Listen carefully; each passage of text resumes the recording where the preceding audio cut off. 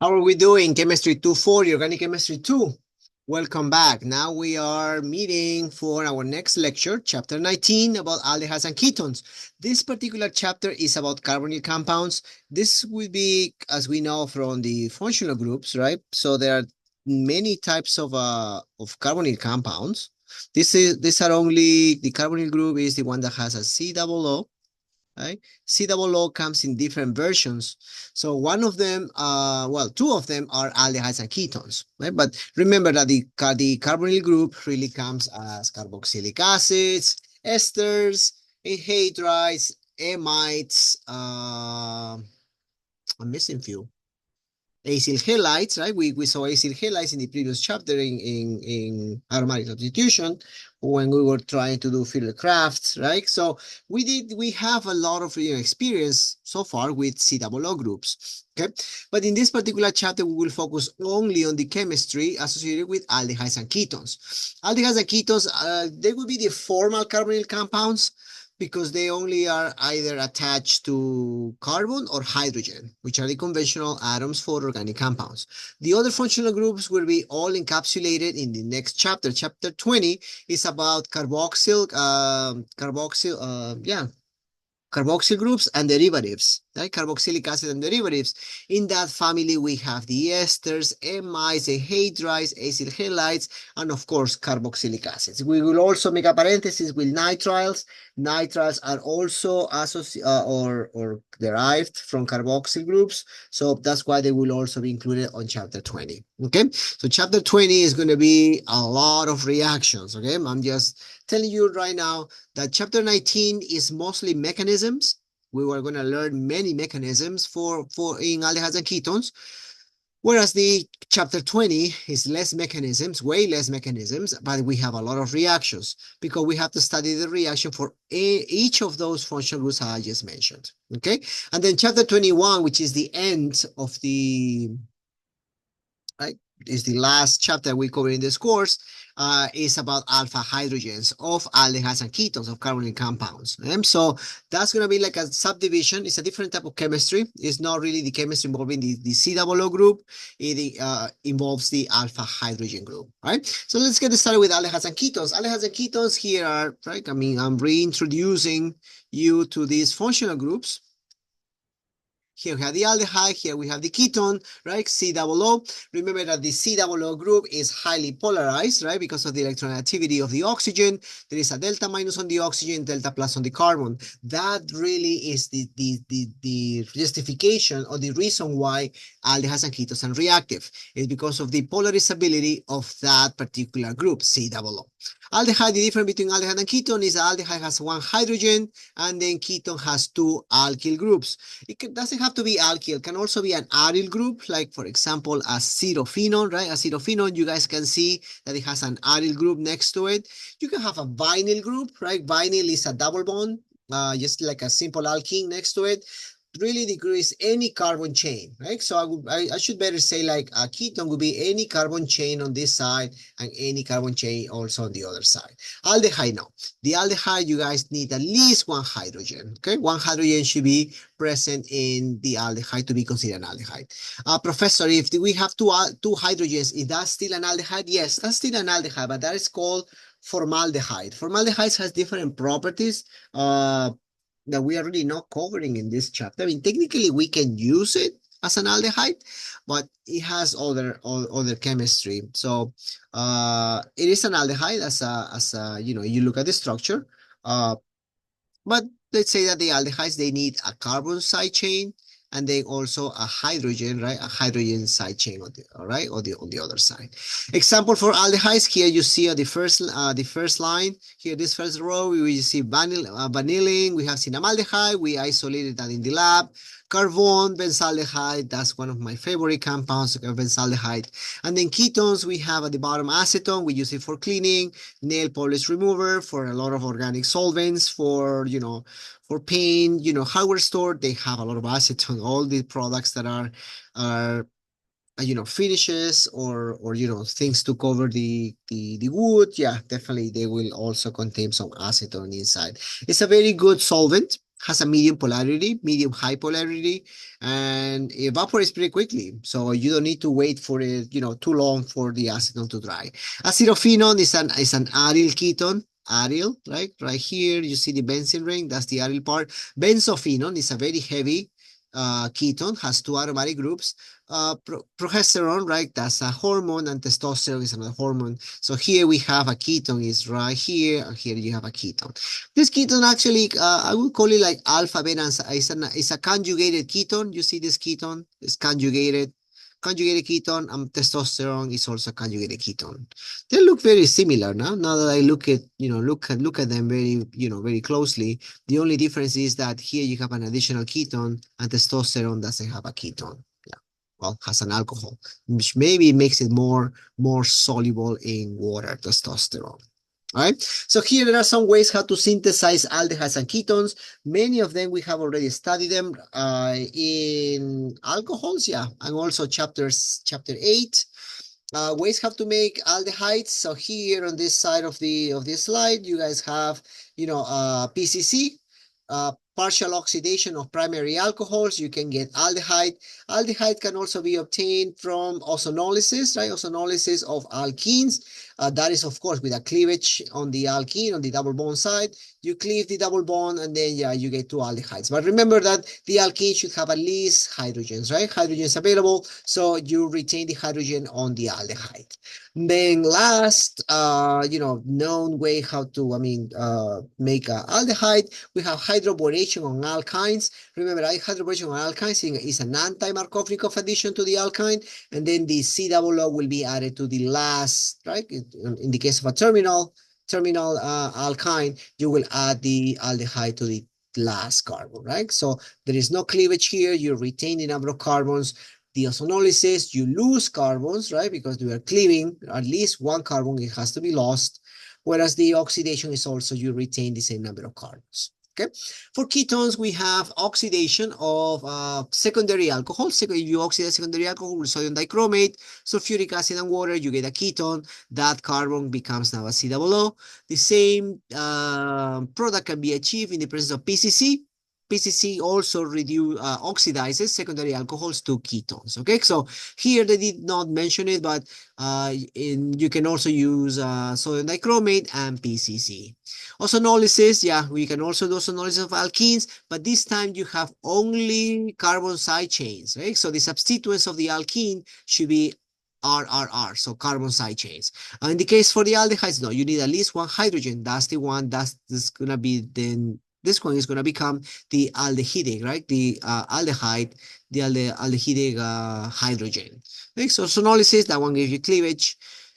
From alkynes, we can also make ketones, but in this case, you guys will make it with oxymercuration, like acid catalyzed hydration of alkynes. It follows a Markovnikov directionality, so you guys will get a methyl ketone, right? In this case, it's a methyl ketone because it is a terminal alkyne. Another one that we just learned in the previous chapter is an electrophilic substitution called Friedel-Crafts. The Friedel-Crafts, you can make a Friedel-Crafts acylation. That's one very excellent way how to make aromatic or aryl ketones. Right? So in this case, they're using acyl chloride with the catalase. Don't forget the catalase. The catalase is very essential for this reaction, and you get the aryl ketone as a product. Okay, so you cannot do this Friedel-Crafts if you have an amine previously inserted in the ring, or if you have a highly deactivating group, right? Or a deactivator, electron withdrawing group inside of the ring. The only one that can be tolerated for Friedel-Crafts acylation are halogens, right? So that's the maximum deactivation that can be added to the ring. Okay, so let's talk about the chemistry or the physical properties of COOs. So COOs, as you can see it here at the top, is like it is resonance stabilized. Okay, so you guys have the COO because of the oxygen is highly electronegative, so it will try to pull electrons. Okay, so if it pulls electrons, then it will become O minus. That carbon will be positively charged, and that gives room for a lot of reactions. This plus on the carbon attracts a lot of nucleophiles. So that's why in this reaction, we will see normally nucleophilic attacks. Okay, so there's also an induction. So even without the resonance, the COO, because of the electronegativity, creates a difference in polarity between the oxygen and the carbon. Okay? So that creates it. Now you ask me like, which ones are more reactive? Are the ketones or the aldehydes more reactive? The aldehydes are more reactive. So that's why most of the fruits, I don't know, you guys notice that if you try cutting an apple, right, or cutting an avocado, right, or cutting any fruit, or even lime, right, lime, you cut lime, what happens with lime, or apple might be the best example. When you cut it, you can see the white, right, the white part of the apple, but if you leave it, you leave it sitting for about 10 or 15 minutes, what happens to your apple? It tarnishes, right? So it gets brown. It gets first like a yellow coating, then like an orange coating, and then it can even go to brown if you leave it outside for too long. What happens is that aldehydes are very reactive. So they are reactive even with oxygen of the air.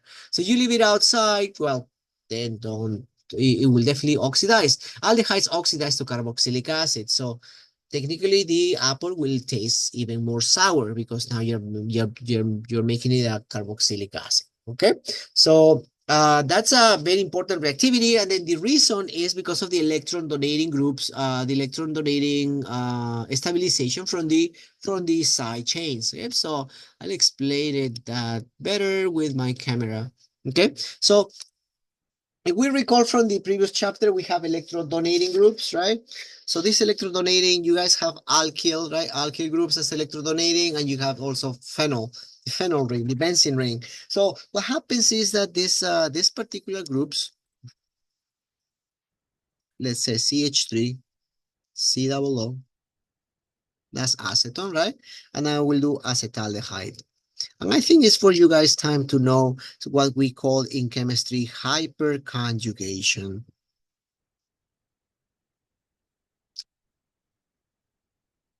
And I know the name really sounds like conjugation. I'm gonna do. Oh, professor, are you gonna teach us more arrow pushing? A different, a sophisticated way to do resonance. I barely can do resonance with some compounds. Now you're teaching me a new type of resonance. No, hyperconjugation is really far from the common definition of that we know of conjugation. So now this is more like an orbital type of interaction. Okay, so here in ketones, right? Ketones and aldehydes, right? We were saying that because of these groups, right? I'm gonna highlight it. Those two groups are electron donating groups. They are electron donor. But how do they donate electrons? You will say, like, how can I do it? They don't have lone pairs of electrons. They don't have conjugated double bonds. How can they donate? So they donate by the phenomenon called hyperconjugation. What is hyperconjugation? Hyperconjugation is a phenomenon that occurs with alkyl chains. It's normally alkyl chains, has to be alkyl, like single bonded, sp3. sp3 groups, or sp3, groups that contain sp3 carbons, yeah, that's the best way how to explain it. They have orbitals. Their orbitals are very, very full. Okay, so you imagine an sp3. Let's say this is a carbon. That's the sp3, sp3, sp3, sp3. And then they are saturated. So basically, they have a lot of electron density around them. Remember, they have 4 groups attached to it. What happened with an sp2? No, an sp2 has 3 hybrids. So if it has 3 hybrids, right? So it's only going to have, 3 sigma bonds. The pi bond doesn't count because remember the pi bond is outside, right? It's like a through space interaction. And the case of the sp is even worse because you only have 2 groups attached, right? Two electrons, right? Or 2 sets of electrons, 2 pairs of electrons or bonds attached to it. So the best case in which the atom can be called that, oh, the atom has a lot of electrons around, is the sp3. The sp3 has 4 branches. Therefore, if it has 4 branches, has also 4 bonds times 2. That means 8 electrons around it. Okay, so not the same as the here is only 6. You will say like, oh, but what about the pi bond? Yes, the pi bond is also present, but the pi bond, as I said, is more reactive, is really prompt to leave, is prompt to react, is prompt to attack an electrophile, right? Many things happen with the pi bond. This one has even 2 pi bonds, so it will be even more reactive. But this one, no. This one has a lot of electrons that are available. Is the maximum saturation of carbon. So these carbons that are under sp3 hybridization, they are really, really dense in electrons, right? You compare the electron density between this, and this, definitely this one has a higher electron density. So that electron density can be donated, right? So that means that the orbitals, the bonding orbitals of the CH3 can be shifted. Okay, you are not physically moving electrons to the carbon. What you are doing is that all this bonding, right? These bonding orbitals, they can be pushed. They can be, oriented. Maybe they are leaning towards the, right? Leaning towards the COO. Why towards the COO? Because the COO is delta plus. So that delta plus is felt by the CH3s. If the CH3 are feeling that the carbon is electron deficient, of course, they are going to maybe open their capes and then donate electrons to the carbon because they notice that the carbon needs it. The CH3 have excess electrons, right? Not excess, but they have plenty, right? So they will donate, they will align their orbitals, and then they will mitigate that electron deficiency or delta plus that is present on that carbon. That is hyperconjugation. Okay, it's a phenomenon by which sp3 hybridized carbons or groups that contain sp3 hybridized carbons, they align or they shift or they kind of like how will you call that? Like, they push, they kind of like share, right? Share a little bit their electron density to the neighbor.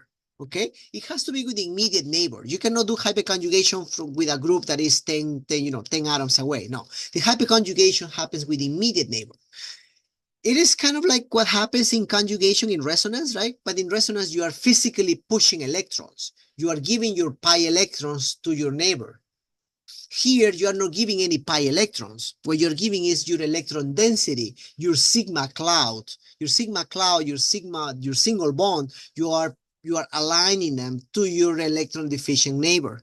And then that's how this delta plus is mitigated or is decreased. Okay, so you tell me like, okay, so in ketones, this is the delta plus. How is the delta plus in aldehyde? The delta plus in aldehyde will be way larger. Why? Why aldehyde? Because aldehyde only has one electron donating group. How come the hydrogen doesn't? Yeah, the hydrogen doesn't. Because remember, the hydrogen doesn't have sp3 hybridization. It's just S, which is actually very, very electronegative. So it will never donate electron density to the COO. Okay. So since there is only one electron donating group by hyperconjugation, then the delta plus is going to be really, really strong. So aldehydes will be more reactive.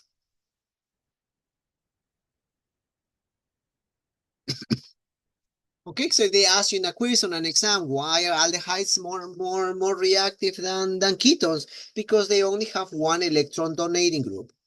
Okay, so in this case, one alkyl chain is the only electron donating group. Hydrogen has no electron donating property or strength. Okay, now if they ask you that, in that case, you don't need to explain hyperconjugation, but they could also ask you, what is hyperconjugation?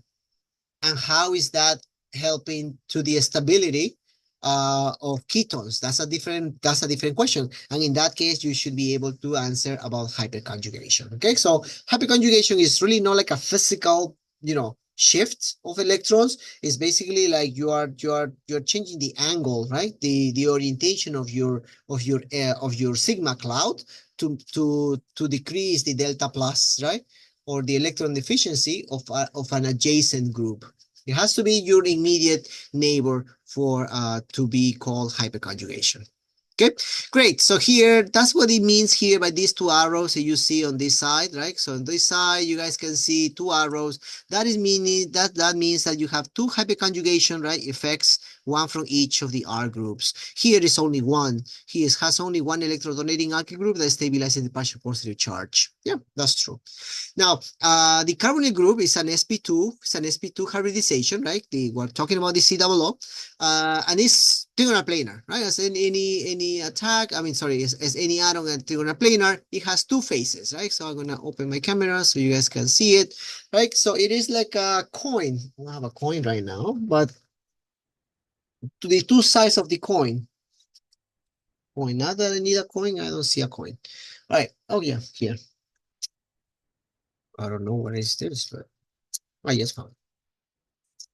Right. So this coin, right? So you guys have this side and the other side because it's still on a planar. So technically the aldehyde and the ketone can be attacked from any of the two sides of the coin. Okay. Now, if your aldehyde or ketone is prochiral, what does that mean, prochiral? Prochiral means that once it reacts, it can potentially give you a chiral compound. Like, for example, if here you have two CH3s, right? If you look at the slide, right? Look at the slide, you have two CH3s. Of course, the two CH3, this carbon is not prochiral. Why is not prochiral? Because it has two identical groups. It has three. So with three, you cannot be chiral. But you can be prochiral, meaning that it can potentially produce, right, a chiral compound upon reaction, right? Upon reacting. So here is you have a methyl and an ethyl. Yes, now it is prochiral. Why? Because you have three different groups. If you add one more, maybe you get a chiral compound. Okay, so remember that the ketone aldehyde has two sides that you can potentially attack. So in these reactions, maybe you might have some chiral products. Therefore, you will be producing two enantiomers for all these reactions. Okay, so as we mentioned before, the reactivity of aldehyde and ketones really resides on this delta plus of this carbon. Therefore, aldehydes and ketones, they mostly undergo addition reactions. Okay, addition reactions. We don't do substitution. In the previous chapter, aromatic compounds, they do substitution. We don't do substitution in carbonyl, in aldehydes and ketones. Aldehydes and ketones, most of these reactions we will see are addition reactions, meaning that the COO will add, it will attract nucleophiles. What nucleophiles? Many. We're going to be using many nucleophiles that could be subject of our study for this chapter 19. Okay, that's a general reaction, how it works. You can do a nucleophilic in nucleophilic or basic conditions, and also some reactions can be done in acidic conditions. Okay, so nucleophile attacks the COO.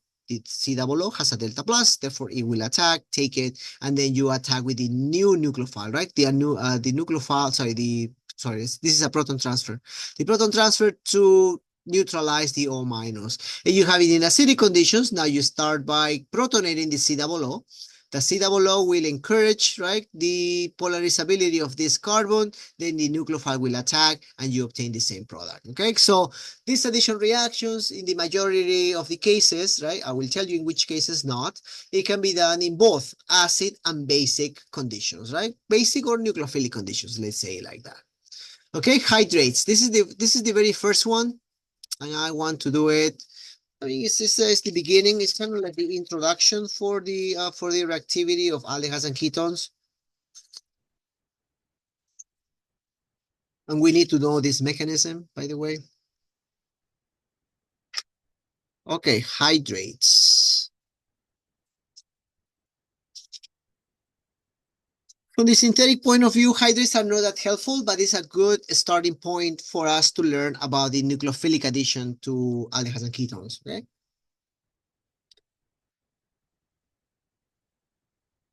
Water break. Okay, let's start with, everybody uses acetone. Let me use 2-butanone, okay? 2-butanone, they tell me like H3O plus, I'm gonna do it in acidic conditions. You get a hydrate, OH, OH. That's the hydrate I'm gonna do. Let's do the mechanism. But if you can do it in acidic conditions, you can also do it in nucleophilic conditions or basic conditions.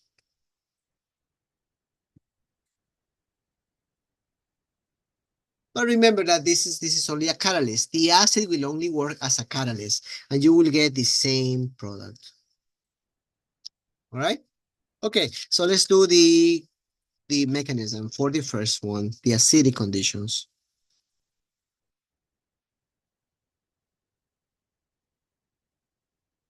Okay, acid, right? So let's see. The C double O is a delta minus, right? So delta plus. Professor, why don't I make attack this oxygen to this delta plus? No, because the acid is positively charged.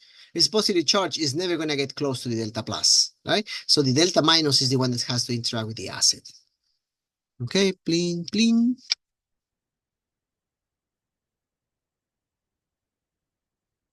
Okay, proton transfer. Here you have a proton transfer from the acid H3O plus to the ketone. Now the ketone is activated. Next is going to be now the water, right? Remember, after this protonation, you lose water, but that water that you just lost will be used in the second step as a nucleophile. The oxygen, now this one can get close to the delta plus because it doesn't bear any delta plus anymore or plus. It will attack the C double O. This arrow is meant to go to the carbon. All right. So you guys have, oh, once it does that, that pi bond goes to the oxygen.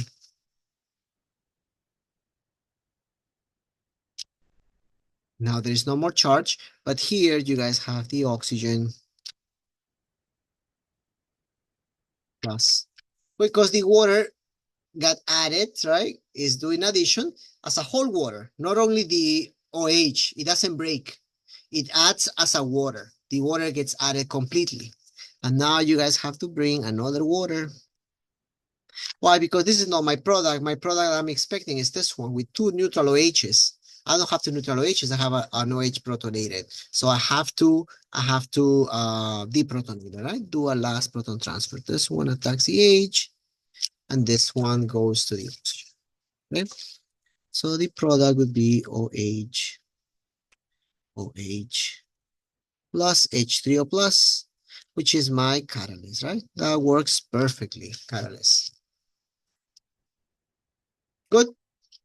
You dehydrate in the presence of, in acidic conditions. I can do the same reaction in basic conditions. Let's avoid this green part. In case of the basic conditions, let's do it right, again with butanone, 2-butanone. The first step will be with OH minus is my catalyst, right? The catalyst will act first. Remember, it's OH and water, right? Okay, now the OH, where do you think the OH is going to attack? It's one thing that you guys can do with the mechanism.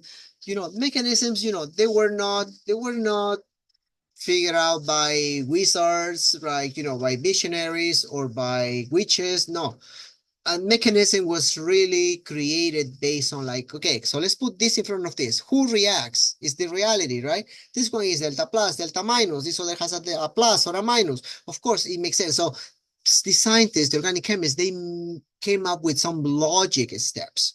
Nobody has really seen the OH attacking the butanone at this point. Nobody.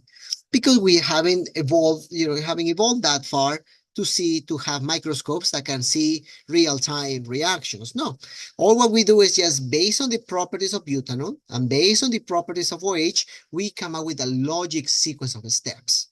Okay, so here, let's do I'm sure that what they did. This C double O, technically you have a delta minus, here you have a delta plus. Therefore, the OH, where is it going to attack the OH? Of course, the delta plus. So let's make the OH attack the delta plus. This carbon breaks the octet. That's why I have to push the electrons to the oxygen.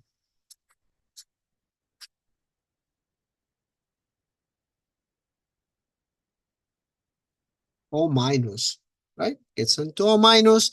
And then in a second step, you guys have, well, not a second step, because this is the solvent. Water should be the solvent. So you guys have also HOH. Okay, so the oxygen O minus attacks the water, and water, the hydroxyl gains those electrons. Right? And then what happens? You recover the OH, which is the catalyst. Okay, you got your product. This one is a hydrate.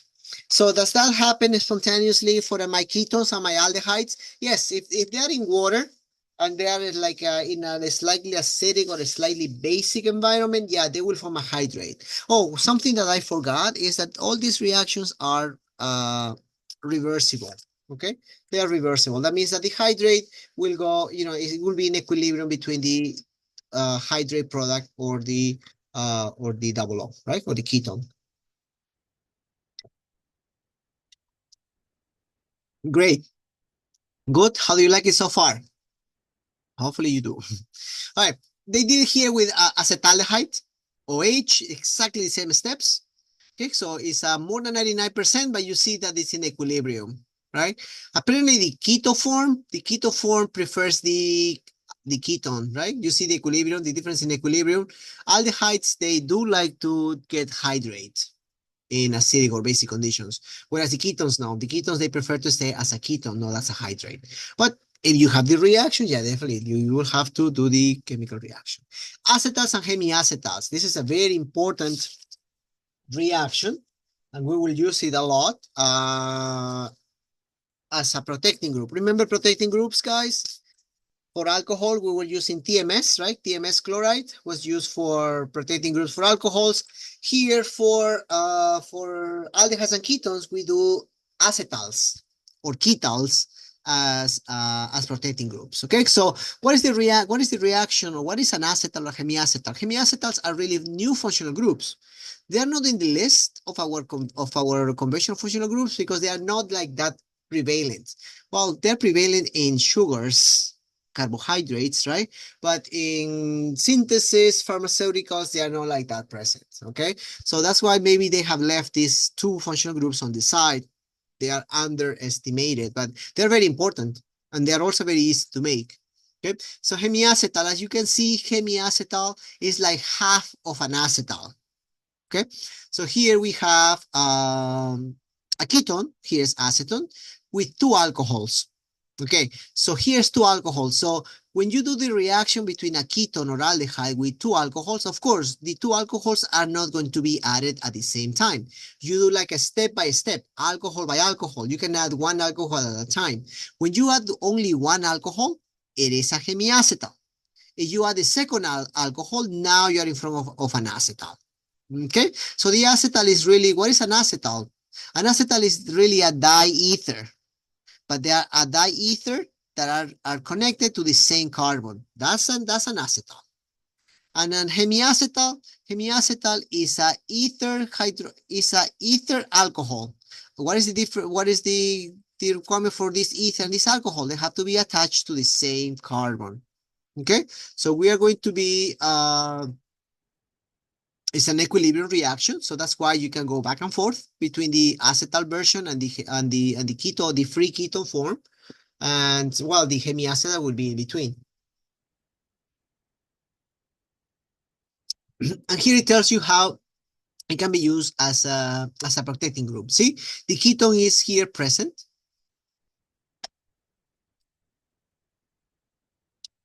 All right, so let's do the mechanism. Now that we know, what is the difference between a hemiacetal and acetal, well, we can do the mechanism. But remember that this one is the protecting group, right? So is there any way how I can do acetal without hemiacetal? No, it's on the way. You guys can get into the hemiacetal. It's difficult to isolate because remember, you need excess of the alcohol. So therefore, it's going to be very difficult to control the second addition. Okay, because the reaction conditions from hemiacetal to acetal is the same reaction conditions. You need alcohol and the catalyst, which is an acid. Normally it's acid. You can also do it in base, but we will do it in acid. All right. All right. So let's do the mechanism. Here, I believe is the second part. Yeah, that's the mechanism, but I prefer to do it on my own. All right. So let's do ketone. They did acetone, right? So let's do another one. Let's stick to butanone. Butanone here. They tell me add 2 methanols in acid as a catalyst. Okay, so the product will be 2-methoxys. That's what I get, plus water. Yeah. Okay, so that's what I'm expecting to obtain. So now we have to write the mechanism. All right, so let's do it. Ketone. Okay, delta minus, delta plus, alcohol, methanol. Oh, no, my bad, my bad. Catalyst. So every reaction that is catalyzed, you always have to start with the catalyst. Okay, right, ready? Good. So let's start. So the delta minus, of course, will attack the catalyst.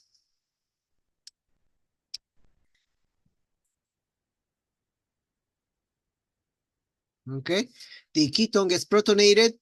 I lose water from the catalyst. That's okay.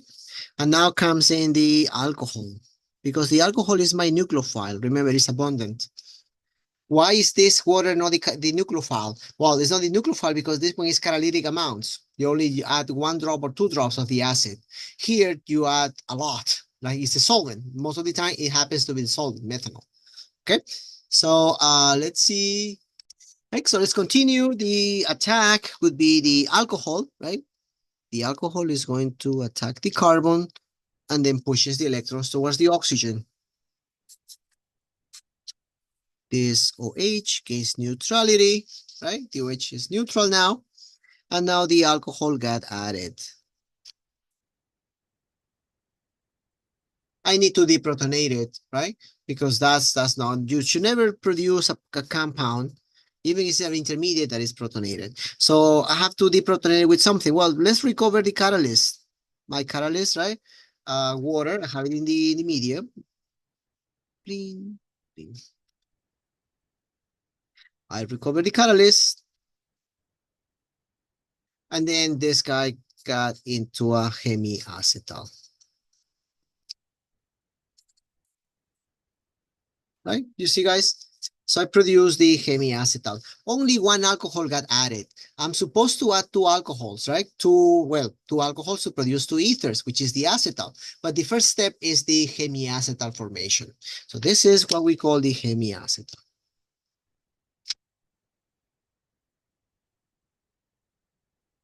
All right? Good, makes sense. Now let's work on the hemiacetal to go all the way to acetal. Okay, so you want to do that? Let's do it. The reaction is exactly the same. So you guys will use an acid as a catalyst, but now remember, like, okay, the acid. I know that the acid has to protonate. Where should I protonate? Should I protonate this oxygen or this oxygen? Which one do you think should we get protonated? Yes, this one. Why this one, Professor?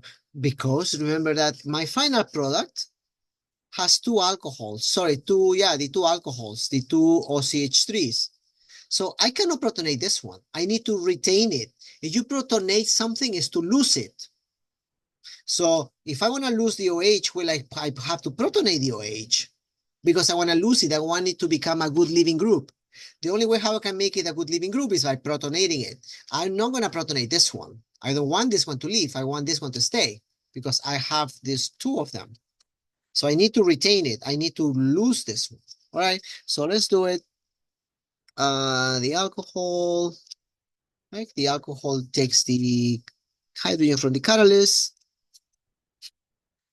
This first OCH3 is not going to move in this second part.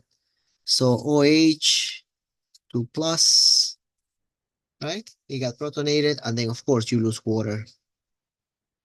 All right. So now what is going to happen? Now water is a OH2 plus is a good living group, but I need to lose it.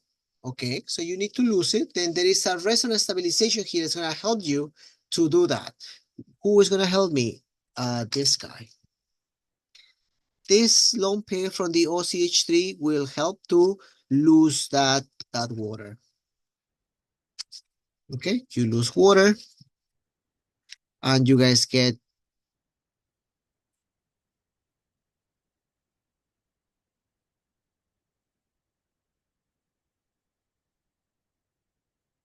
Okay, this one became a double bond. I know I I flipped the molecule, but it's the same. 1, 2, 3, 4. 1, 2, 3, 4. Right? So OCH3, the water is lost. Now, who is going to attack? Who is going to help me to get the molecule back to neutral? Well, another methanol. The methanol will attack, and this oxygen now regains neutrality.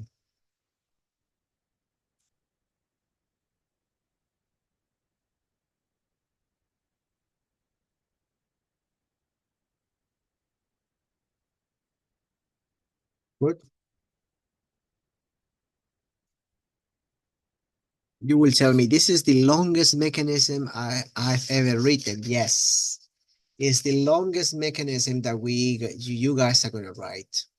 Maybe not. Maybe in chapter 21 it will be the longest one. But yeah, it's a very long mechanism. Do we have to learn it? Yes. Unfortunately, yes. Right? Okay, so this one, yeah, I have the acetal here. You see, OCH3, OCH3, and that's what I need, OCH3s. Right? But it's protonated. Okay, I will deprotonate it. How? With the water, right? I produce a water somewhere. I produce water and water. So one of them will get the hydrogen and the oxygen regains neutrality.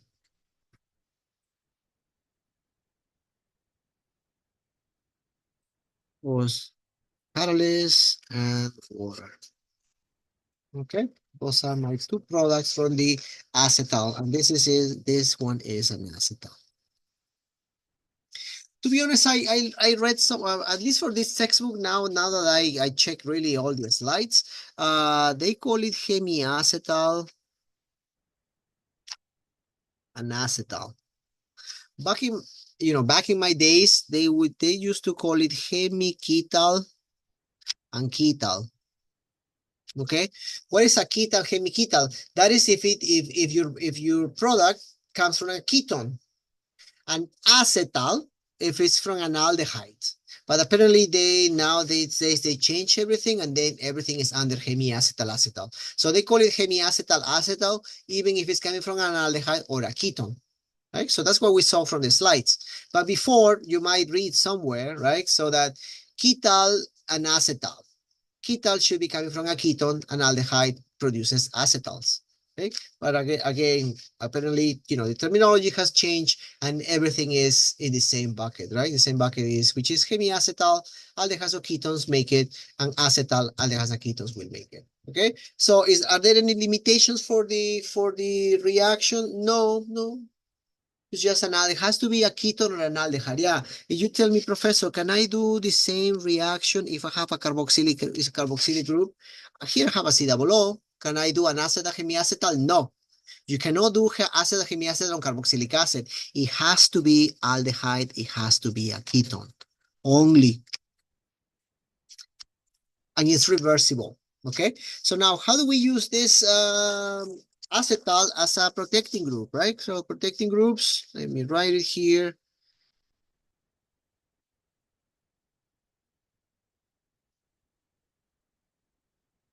Right? So you guys will use a dialcohol. The dialcohol will be the one that is going to be used as a protecting group. Remember that before we used two methanols, right? Two methanols in acid as a catalyst, right? Because you need two alcohols. But that doesn't mean that you can use a dialcohol. And that's really what we do in a protecting group. You use ethylene glycol.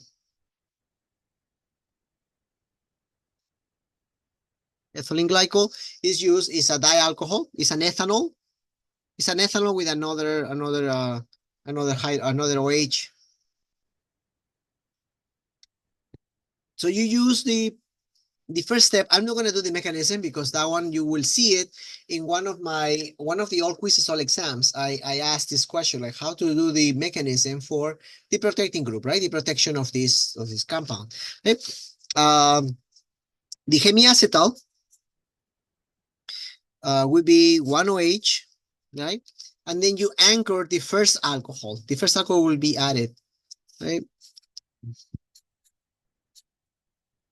You see, one gets added. So this one gets added first.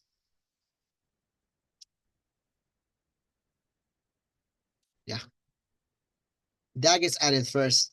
And then the next one, the second one gets added later, but it's the same alcohol. You don't get another ethylene glycol. The second OH is the one that will cyclize and will close. So this one is the hemiacetal. And then if you continue in acidic, right, acidic conditions, of course, the compound or the protective group will be this one.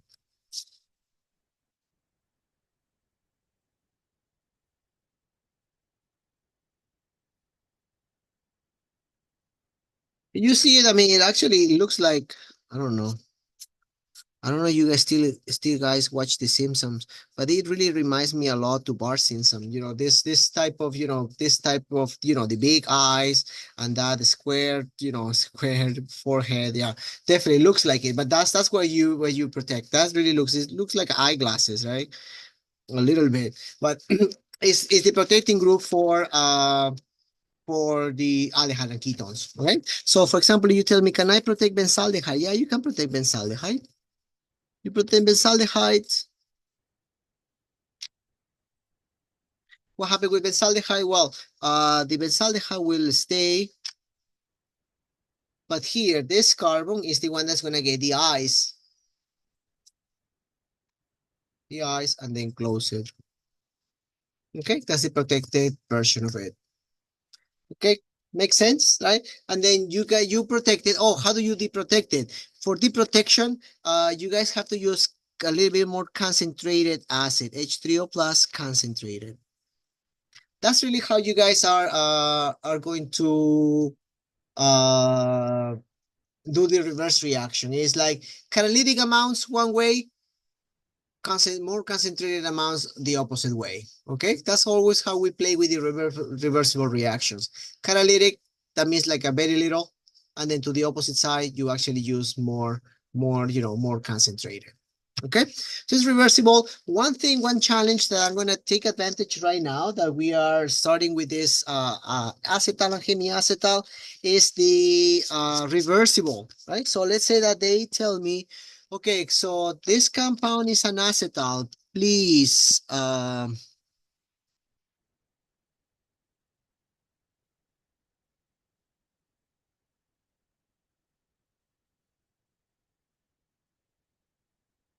mhm, predict what are the two alcohols, because remember that the acetal is two alcohols, right? And the carbonyl compound, right? That's the acetal. And you can see that this is an acetal.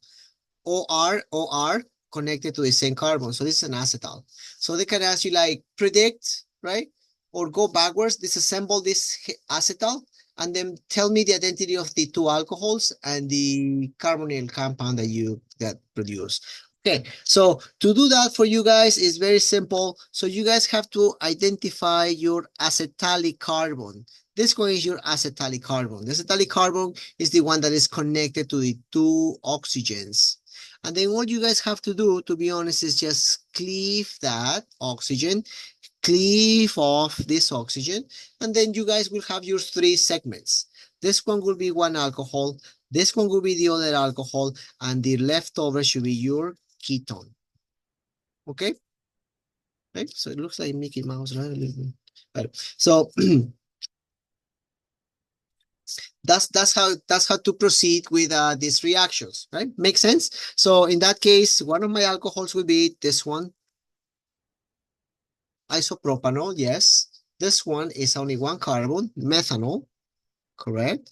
And now my ketone, right? So now the ketone might be a little bit challenging because it's in between. So I have here cyclohexane dash one carbon, dash one carbon. Okay, even though here it doesn't show, but this carbon has also an additional hydrogen, right? You see that additional hydrogen? Okay, so that's the acetalic carbon with an additional hydrogen. So it's missing two bonds. What are those two bonds? Of course, the double bond. Okay, so that's what you guys have to, that's to reconstruct, right? Or to go back to the starting materials of that particular acetal. Make sense? All right, now let's do another one.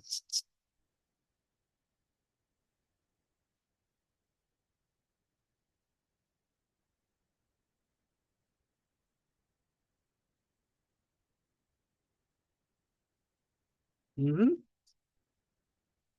They asked me the same question. This one is an acetal, and then go back and predict the identity of the ketone or aldehyde and also the two alcohols. Okay, same thing. So recognize which one is your acetalic carbon. Remember, your acetalic carbon is always the one that is connected to the two oxygen. Professor, what if there is an oxygen somewhere else? Is it possible? Yes, yes, of course. You can have an oxygen somewhere else. Oh, but this is confusing. No, it should not confuse you. Why? Because remember that the acetalic carbon is the one that is connected to the two oxygens. This carbon is connected to this oxygen. I know. But this carbon, that's the only oxygen it's connected to, right? So it's not connected to anything else. So this one can be the acetalic hydrogen. Can this be the acetalic oxygen, acetalic carbon? No, because it's only one oxygen connected. This one is the one that has two oxygens connected to it. Therefore, this one is my acetalic carbon.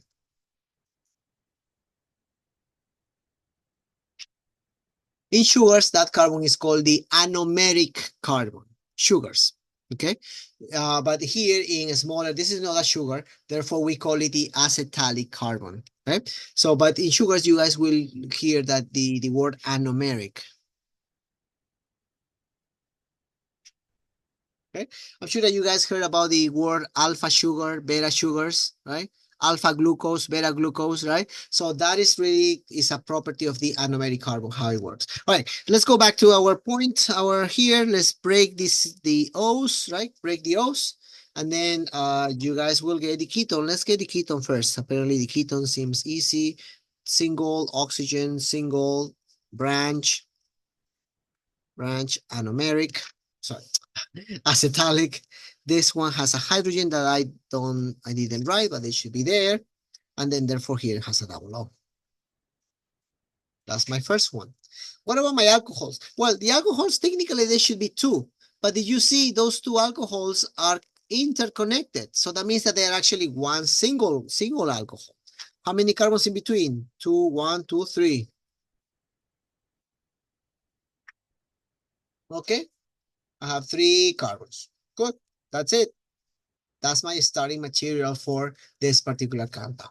All right, makes sense. Reactions for acetals or hemiacetals. Let me give you a few examples. For reactions for practice. You guys will go. Let's see. Mhm.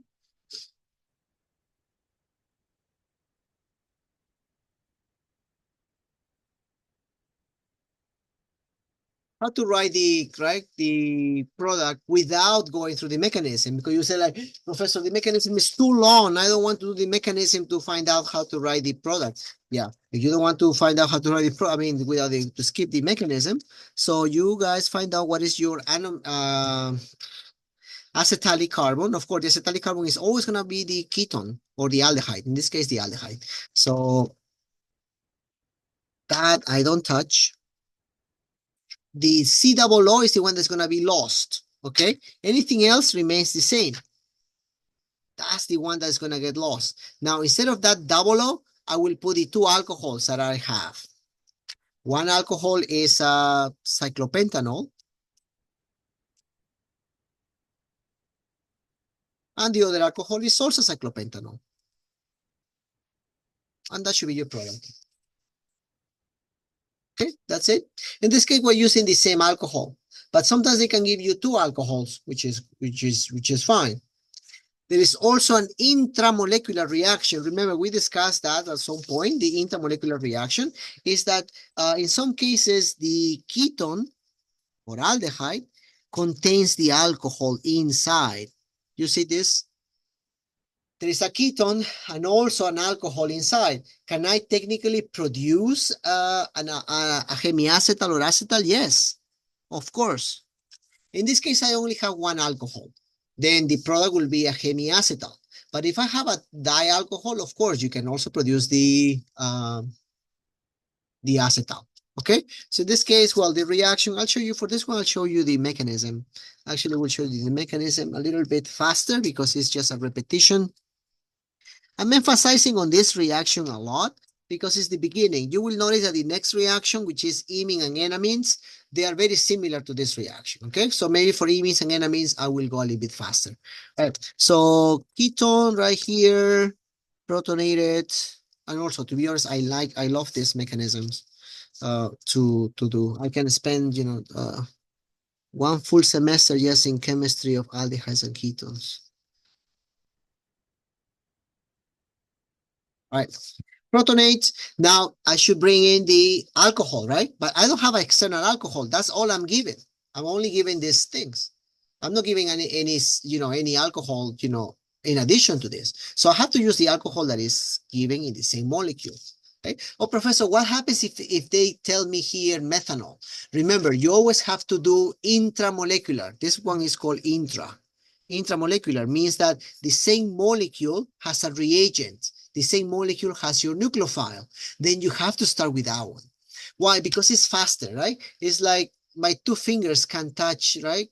Faster than my second hand fingers touching my hand. No, my fingers in my left hand, they can touch faster than my right hand touching my other fingers. No, there is less effort. There is less energy if these touch each other. There is more energy if I get like an interhand, let's call it like that, interhand touch versus intrahand touch. Okay, so reactivity between the same molecule is faster and is favored over an intermolecular. For example, this one is an intermolecular reaction. Two different molecules. Okay, you need the steering. You don't need steering. All what you need is just a folding. One of the conformers will give you the product. So it's less energy cost than this one. For these guys, you need that perfect collision, right? Molecular collision for the reaction to occur. Here, you don't need any collision. You only need the orientation. That's all. Okay. All right. So let's continue. Here would be the alcohol attacks, right? Falls over, and then the oxygen gains, right, that pi bond. Okay, so here, if it helps you, I would say A, B, C, D, E. Okay, so I know that I have to do a 5-member ring. A, B, C, D, E. Okay, 5-member ring, and letter A is going to be an oxygen. All right, 5-member ring. I will do it. A, B, C, D, E. All right. Letter E has a methyl. Letter E has a methyl. Letter E also has the OH. Letter E has the OH. A has also an H. Okay, let's take it. And of course, it's going to be positively charged. Okay, so that's the best way how to do these intramolecular reactions. Is by, label it 1, 2, 3, 4, 5, or A, B, C, D, E. Yeah, whichever you decide. But that's how you keep track of what is bonded to what, right? For example, let's say if I put a methyl here, you know that the methyl will be on letter C. So on letter C, I will put a methyl right there, right? Okay, then the next step would be the deprotonation. So do I get a water? Yeah, I get a water. And that water, of course, deprotonates the hemiacetal. And I can see the hemiacetal. Okay, so I'll give you 2 seconds. Point or label the acetalic carbon. Well, in this case, the hemiacetalic carbon. 3, 2, 1. Correct. Yes, this one is your hemiacetalic carbon. Right? So you have to go back. You guys will have to cut here. Of course, you will cut one here and the other one here. Right? Makes sense? We're good so far? All right, perfect. So let's go to the next reaction. So we covered already acetal, hemiacetal. On my criteria, one of the most elaborated is the longest mechanism. Well, enamines and imines are also long, but no longer than acetal, hemiacetal. Okay, so here's one of the applications of the protecting groups. For example, here, they want you to go from this compound to this compound. Clearly, what you need to do here is the reduction. You need to reduce with LAH We studied this reaction already on chapter alcohols is 12, right? Alcohols, yeah, 12, chapter 12, where you reduce esters to alcohols, right? Primary alcohol using LAH, lithium aluminum hydride, followed by acid, right? But if you do that reaction, you will also reduce the ketone. So in that case, first you have to protect this COO. See, so here you have the compound, you protect it with bar synsum, right here. So protect it with the ethylene glycol, the acetal, and now that the acetal is protecting your COO, then you can do the LAH. You can reduce it. And the reduction, of course, will also, will reduce the ester, and you add acid to deprotect. Remember that to protect is catalytic amounts of acid, but to deprotect is more concentrated, right? Like H3O plus. Here, this brackets for H plus means catalytic amounts. Okay, so you guys have it like that. That means that it is you actually use it as a reagent in stoichiometric amounts. This is stoichiometric amounts. This is catalytic amounts, right? So that's really the purpose of that. You know, the protecting group. Imines and enamines. Okay, so and after that we have the Wolff-Kishner. The good thing of the Wolff-Kishner is that we don't need to know that mechanism. Okay, so far we know the mechanism of hydrates. We know the mechanism of the acetal, hemiacetal. They're both together, so it's really one mechanism in there. And then now let's see imines and enamines. So imines and enamines is the reaction between amines, because amines are also good nucleophiles, right? Nitrogen is less electronegative. It has a lone pair of electrons that can be potentially donated in a nucleophilic addition. Here, the same thing in a secondary amine. Secondary amines also behave as nucleophile.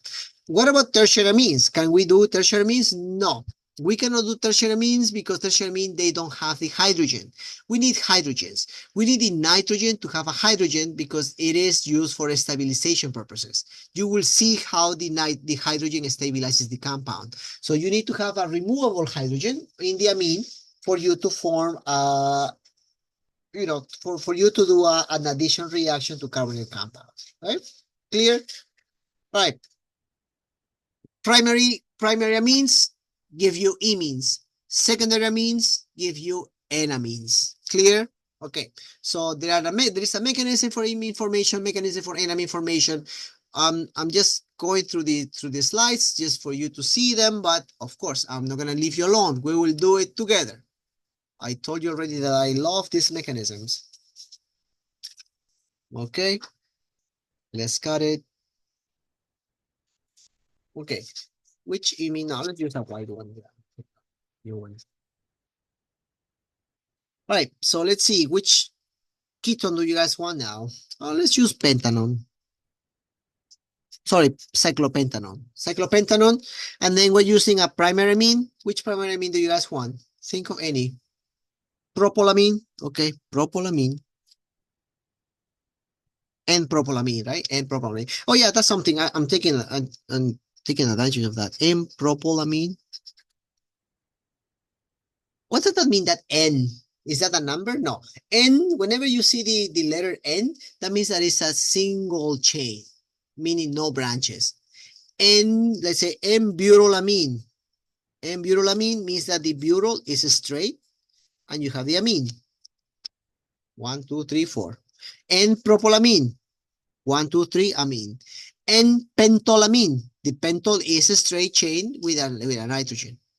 Okay, so that's why they use the N. It's really to emphasize that you're in front of a linear compound. Okay, so it's really nothing about, naming.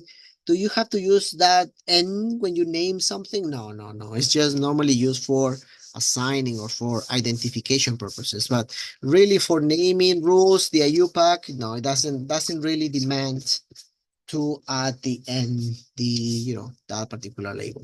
All right, so we use acidic conditions or basic conditions, but acidic, to be honest, acidic is the mostly used conditions. Okay, the reaction will involve, we are gonna make this imine. Yeah, that's what's gonna be obtained. Okay, you get this compound. This is an imine. Imine is a C-double-N bond. It's a new functional group, C-double-N. Don't confuse with the C-triple-N. C-triple-N is a cyano. Well, the cyano is the group, but it will be a nitrile. Okay, so C triple N, C double N is imine, right? Okay, perfect. So let's do the mechanism. Let's get started. Same idea. Remember in the acetal reaction, what happened between the acid and the ketone? Okay, let's go back to the acetal. What's the first thing? Yes, protonation of the C double O. The C double O gets protonated. You guys will have, yeah, perfect, right? Of course, you lose water. Water is lost, but that's basically what happens to this, right? To this mechanism. C double O takes on the hydrogen, loses the water. Yeah, it gets activated. Let's call it like that. That the C double O gets activated in the sense like is more sensitive, right? Is more, it will be able to react faster. Why? Because of the O plus. The O plus is desperate from reacting. The oxygen hates the plus, so that's why you protonate it to make it more reactive. Right, then you bring the nitrogen, the propylamine, has a lone pair, and it will attack. Where is it going to attack? Is it going to attack the oxygen? No, of course not, because the oxygen is, well, even though has a plus charge, but the one that is electrophilic is the carbon. So the nitrogen attacks the carbon, and that oxygen recovers the lone pair of electrons. OH on one side, and then on this side, you get the NH, is 3 carbons, H plus. Okay, you see, the nitrogen is NH2, but the nitrogen is anchored to the carbon by using the lone pair of electrons. It will never lose those 2 hydrogens. You see, I'm keeping these 2 hydrogens. They are never lost. And the oxygen recovers the neutrality, becoming an OH. Okay, now what happens next? Well, that nitrogen has to lose those electrons. Sorry, that proton. Professor, is this called like a hemiimine? No. There is no hemiimine, there is no hemienamine. The hemi is only used for hemiacetal and acetal, okay? So here there is no intermediate. So this is only just only one step for the reaction. So water, right? Water will take care of that hydrogen.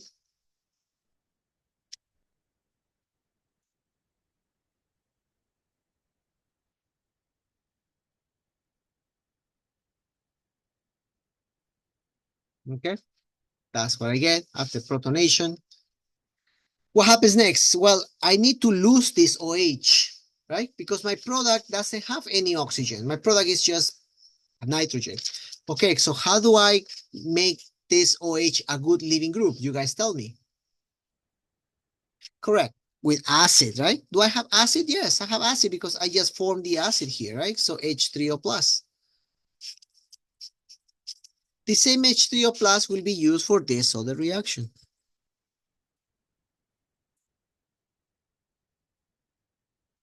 So the oxygen will take on that hydrogen.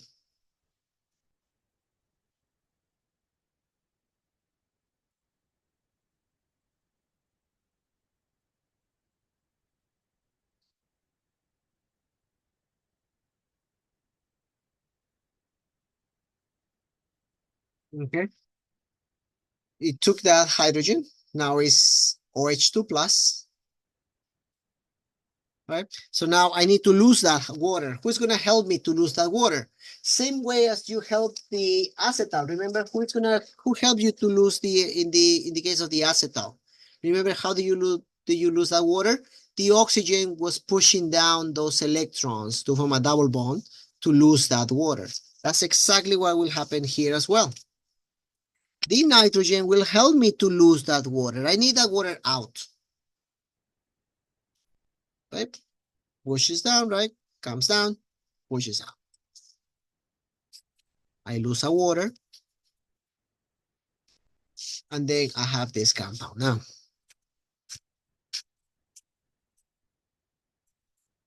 it's a double bond, right?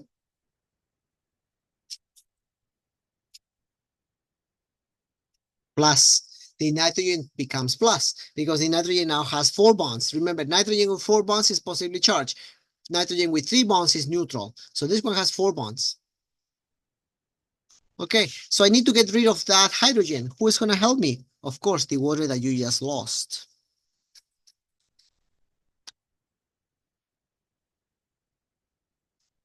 And you guys have your imine. Correct. Yeah, it's neutral, and you guys get water. What is the water that you got? You got the water, this water, but no? I mean, here is the catalytic water. Oh, here you lost water as well. So here you lost two waters, yeah. One is for the catalyst and the other one is a product. So you get this. That's imine formation.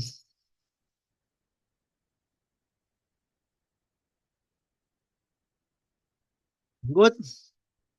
Right. That's imine. You see, that's exactly what I was trying to tell you before. Remember, I was telling you like the reaction was with primary amines, work with secondary amines, but it does not work with tertiary amines. Why? Because tertiary amines, I will show you what is a tertiary amine. Tertiary amine is three alkyl groups, three carbon side chains.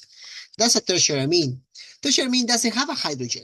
And what do you see in the mechanism? In the mechanism, I see how one by one, the nitrogen loses hydrogen. Here you lost one. And here you lose the second one, right? Here I lost my first hydrogen. And here I'm losing my second hydrogen. So eventually the nitrogen loses both hydrogens. Can you think that you can do that with a tertiary amine? No, you cannot do that with a tertiary amine. That's why you guys can't produce, have a product between or a reaction between nitrogen or amines, tertiary amines, and carbonyl compounds, ketones and aldehydes. All right? That's imines. Do you like them? Yes. It's a mechanism, yeah, not as long as the acetal hemiacetal, but it's on the long side, right? Now let's see enamines. You ready for enamines? Okay. This mechanism we also have to know. We have to know the mechanism for imines and enamines. Okay. Now let's see enamines. Ta-da. Okay, enamines. In enamines, let's use the same cyclopentanone. Now this time we will make it react with a secondary amine. I used propylamine before, right? So let's use this time diethylamine. Diethylamine, it has two ethyls and it's an amine. It's a secondary amine. And of course, we need catalytic amounts of H3O plus, catalytic amounts, and you guys will make a secondary, an enamine right there. And water. Ay, that's difficult. Yes, I know. But it's called enamine. Why is it called enamine? It's N because it's alkene and amine. So it's an alkene and an amine. Okay, so it's both. And they are conjugated. That's how you guys are going to recognize an enamine. An enamine is a nitrogen conjugated. It's a conjugated amine. Okay, so this one, for example. But it's only one double bond. I mean, don't think that the enamine has to be, many double bonds. No, no. It's only a nitrogen with one double bond. Right? Why is that? What's the difference between imine and enamines? Because here, remember, you guys have only one removable hydrogen. In the previous case with the amines, you guys had two removable hydrogens, two potential hydrogens you could lose. So the primary amines have a different reactivity than secondary amines. Secondary amines can only have one removable hydrogen. So they don't have the luxury of doing the same reaction as imines. They need to go through a different path, right? Which is the formation of enamines. But enamines are very important in organic synthesis. Okay. Okay. Mechanism, ready, go. All right. So first step, same. It's a routine now. What happened between carbonyl compound and acid? Correct. Protonation. Let's use a different color now. Let's use red. Carbonyl compound gets protonated, loses water.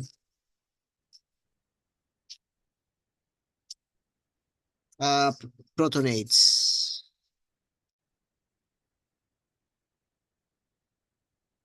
Okay. Now, face the nucleophile. The nucleophile is a diethylamine.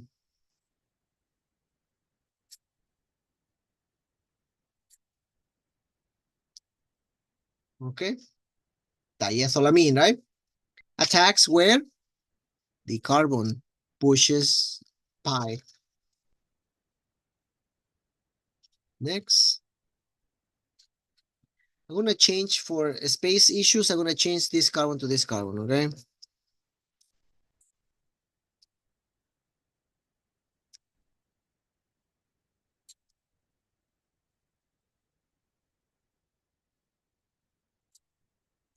Hmm? All right. The nitrogen attacks the carbon, adds. So I have here the nitrogen with the hydrogen, nitrogen, hydrogen, and the two ethyl groups. The two ethyl groups are now is attached to this carbon. This carbon is this carbon. Okay.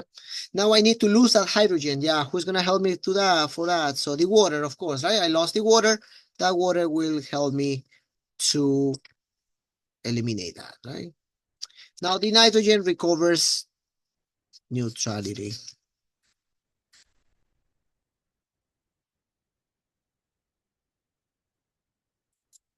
Nitrogen recovers neutrality. Now it's good. Now I need to lose that OH because my final product has no oxygen. So I have to lose it somehow. How? With protonation, right? So here you guys lose H3O plus. That H3O plus will help me again to protonate.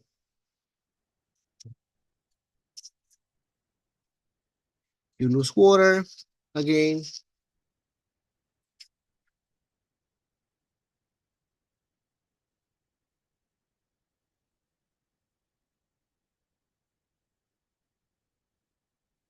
Lone pair.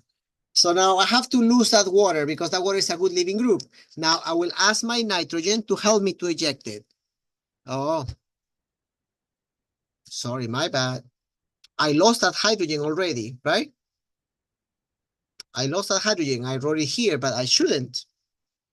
Yeah, I made a mistake. No, I don't have a hydrogen there. This is done. So that nitrogen has no hydrogen to lose. Now, who are you going to ask for help? Well, actually, the nitrogen will do it, but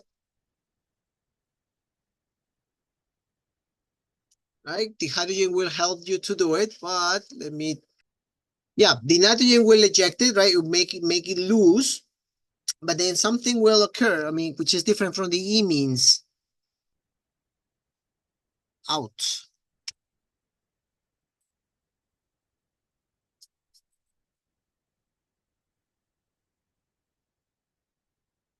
Mhm. The water is lost. Right? I lost water. That's the second water that I'm losing, by the way, right? Okay, now technically this hydrogen, this nitrogen should lose another hydrogen, but it doesn't have because it's a secondary amine. So I will have to lose one of the alpha hydrogens. This one is my carbon, right? The carbon with a dot, right? This hydrogen will be lost. Now, professor, can I lose this or this? Yeah, I can. You can lose any of these two. In this case, it's symmetrical. So technically, it doesn't really matter which one you eliminate.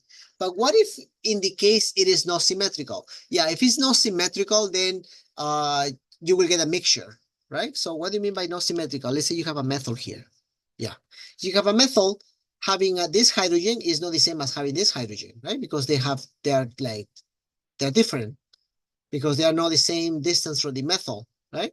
In the case that we have our case right now, it doesn't matter because it's equivalent, right? There's a symmetrical molecule. But you have a methyl, yeah, you will get a reaction with that hydrogen and another reaction with this hydrogen.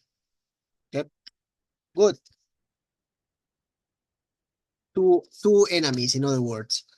Okay, so let's do it. Then the deprotonation, OH2, OH, the water will take that hydrogen. This hydrogen comes here as an alkene, and the nitrogen recovers neutrality. Product, alkene, that's why it's called an enamine, and nitrogen is neutral. And of course, you recover your catalyst, and this water is the water molecule that you produce, right? And that's the product, right? That's what we're expecting. That's my enamine. Enamine meaning like N, alkene, amine, alkene, amine, enamine. Make sense? I know this one is a little bit trickier, right? In the sense of the mechanism.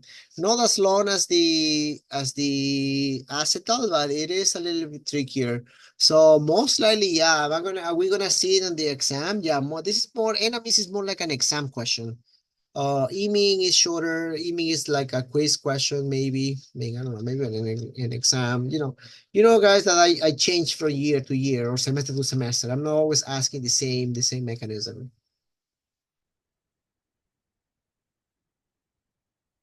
Good. Right. So now let's do some questions. Right? Because I know that you guys like to practice as much as you guys can. Let me sharpen my. Hmm? All right. So they tell me that I have this aldehyde, and they put me in front of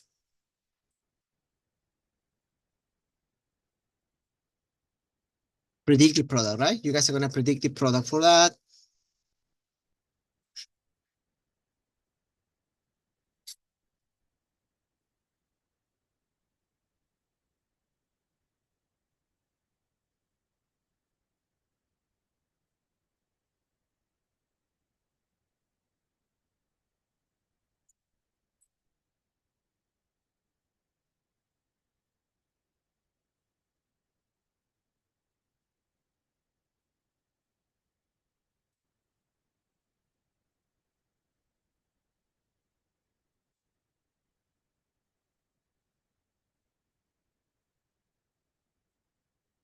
Okay, I think there are four good examples.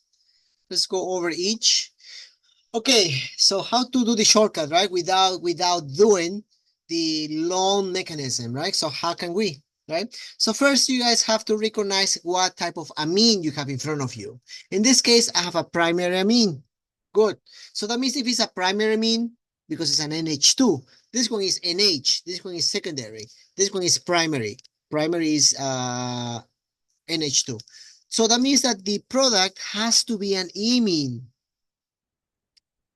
because it's a primary amine.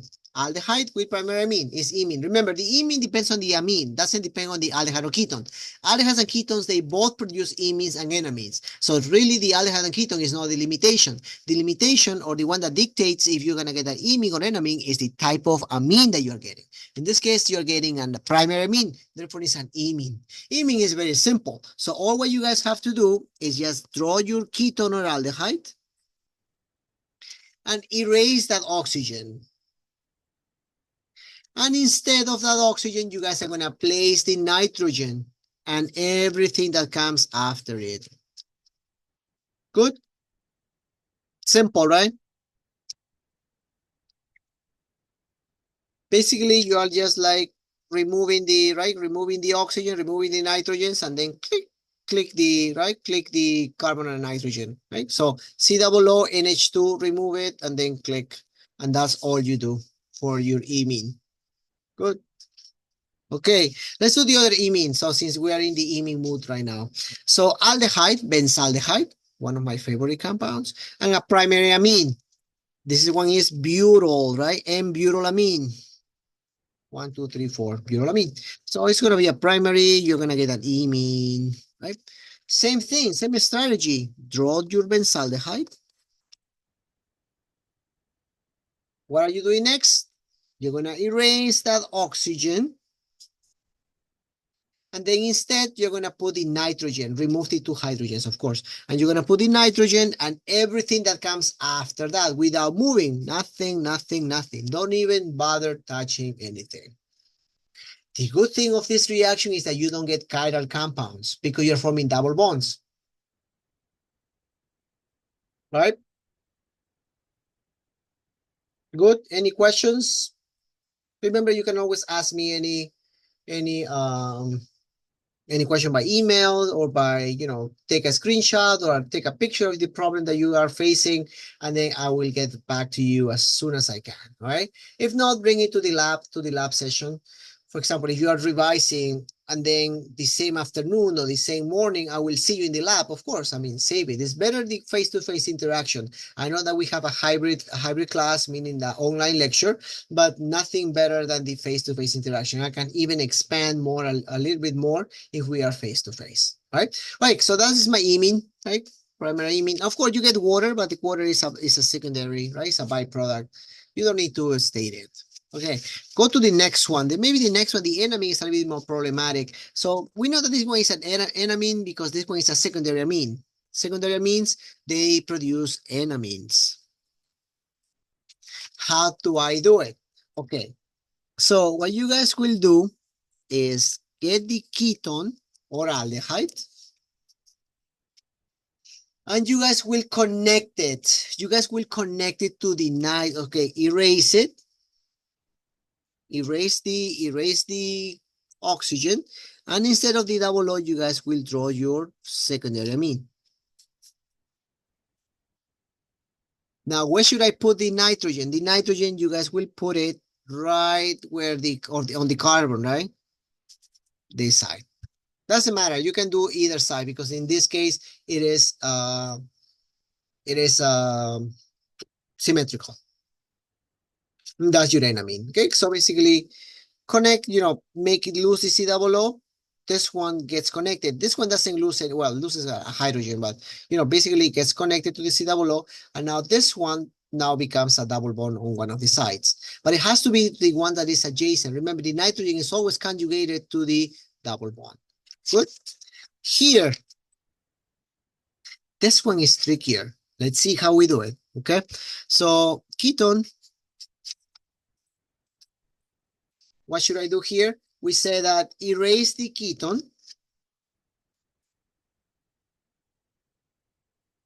but don't forget to mark it, to label it, right? Label that.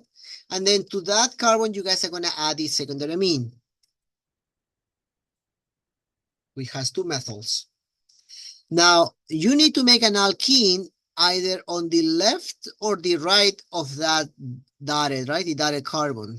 Where do you guys think that you guys will put the double bond? Based on your knowledge about stability of alkenes. Okay, I'll give you 3 seconds. 3, 2, 1, 0. Okay. So where do you guys will think? 3, yes, it will make it here. Some of you will ask me why. Because according to your knowledge of alkenes, remember that every reaction, according to the Sice rule, in the case of an elimination reaction, according to the Sice rule, the alkene in an elimination reaction, the alkene with the highest number of substituents is favored because it's more stable. Why? Hyperconjugation. Actually, hyperconjugation is the explanation of the Sice rule. Yeah. I didn't explain it back then because hyperconjugation was a little bit, it was Orgo 1, so it should be an easier time.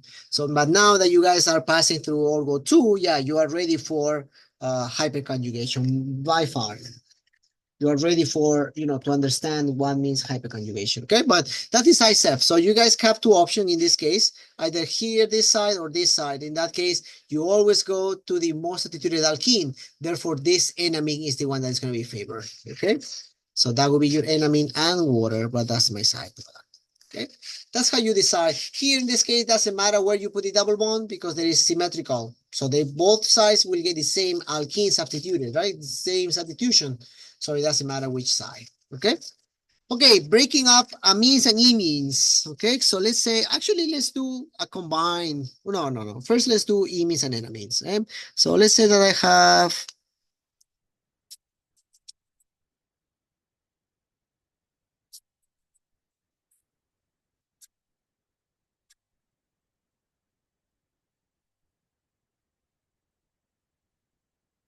okay, they tell me that this compound contains imines and or enamines. Decompose it the best you can to to the smallest, right? The smallest fragments you can. Okay. If you ask me that, okay, so first, the first thing that I'm going to recognize is, of course, the imine. The imine is the easiest to identify here. I see here an imine C double N. C double N is an imine. And here I see an enamine. Double bond, single nitrogen, that's an enamine, right? So that's my enamine and that's my imine. The easiest to break is the imine. You guys will break it. I break it in red, break it here. So what's gonna be left? Of course, the nitrogen side is gonna be your primary amine, which happens to be aniline, right? This side. And the other half, of course, has to be the ketone. Um,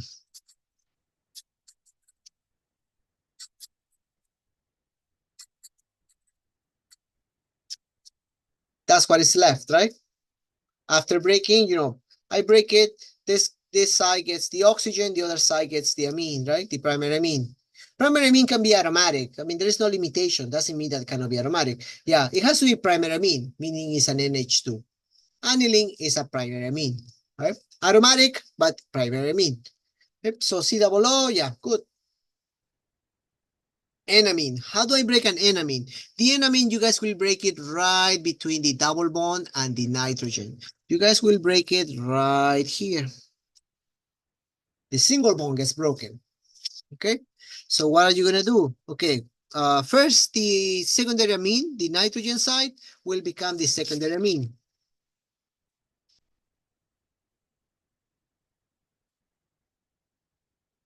That's the secondary amine. And this one, this other side is a little bit,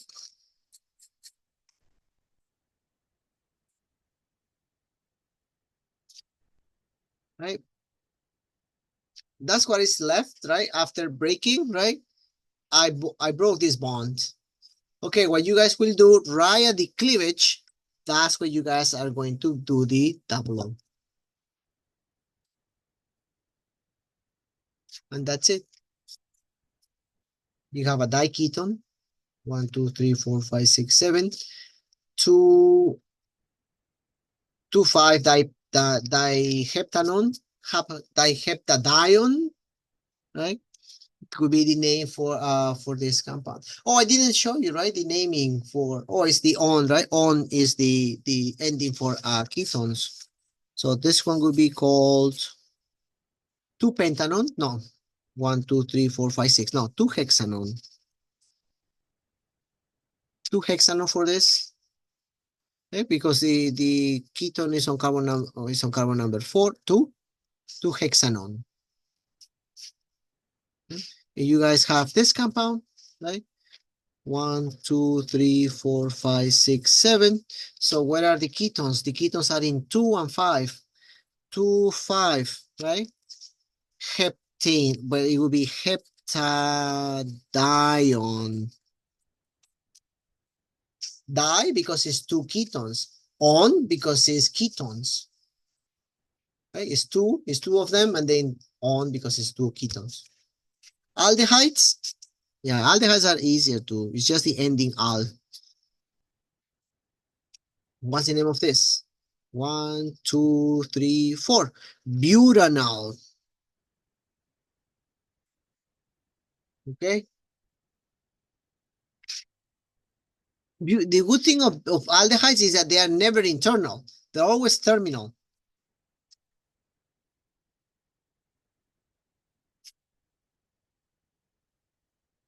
And they're always number one. They're always number one. 1, 2, 3, 4, 5.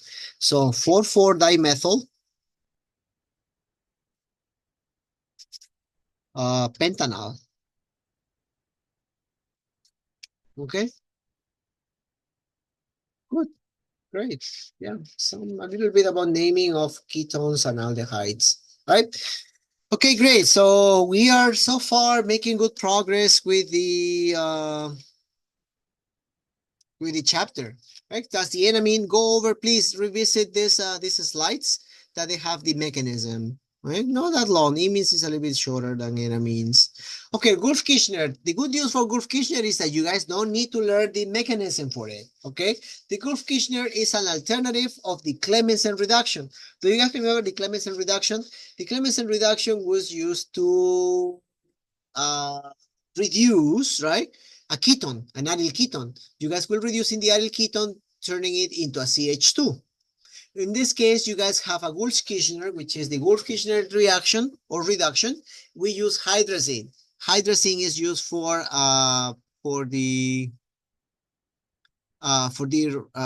it's an alternative, right? It's an alternative to the Clemmensen. Remember, the Clemmensen is in acid, HCl, zinc amalgamated in with mercury in hydrochloric acid, right? That was a reduction in acidic conditions, but we can also do a reduction in basic condition, and the best example is Wolff-Kirchner. So when you use hydrazine, hydrazine reduces well. There is an intermediate here. It's a hydrazone. Hydrazone is produced an intermediate. We don't need to know the mechanism. The mechanism is showing here, but we don't need to know it. And then you do like a basic treatment, basic, basic conditions, and then it eliminates, right, the COO with nitrogen, right? Nitrogen is produced in the reaction. I mean, we don't care about, how it happens, but all we need to remember is like NH2, hydrazine, right? Let me see. And the way how hydrazine is written is this way. Just give me a second. Yeah, hydrazine. So you guys associate hydrazine, which is N2H4, right? It's a reducing agent that is commonly used in many organic reactions. So Wolff-Kirchner used that particular compound, that's hydrazine, in acidic conditions. So basically it forms type of like an imine. Right? At the beginning, you can see that it looks like an imine, CNN, but it's called a hydrazone. Hydrazone, that's the compound that is formed, and then you cleave it or do the yeah, basically you decompose it, right, into the conventional alkane and nitrogen, right? So that's another way how to do Wolff-Kirchner, okay? So that's another way how to reduce a ketone. Basically, you are erasing the ketone, right? There's no more ketone, and then you now get an alkyl group. No mechanism for this. Hydrolysis, yeah, there's a hydrolysis mechanism. So basically what I've been doing with all my examples, right? So with this example, it's how to go backwards, right? So you have an imine and enamine, how to go to the starting material. Now, there is also mechanisms for that, okay? So I will do only one because the rest, they're all very similar, right? Hydrolysis.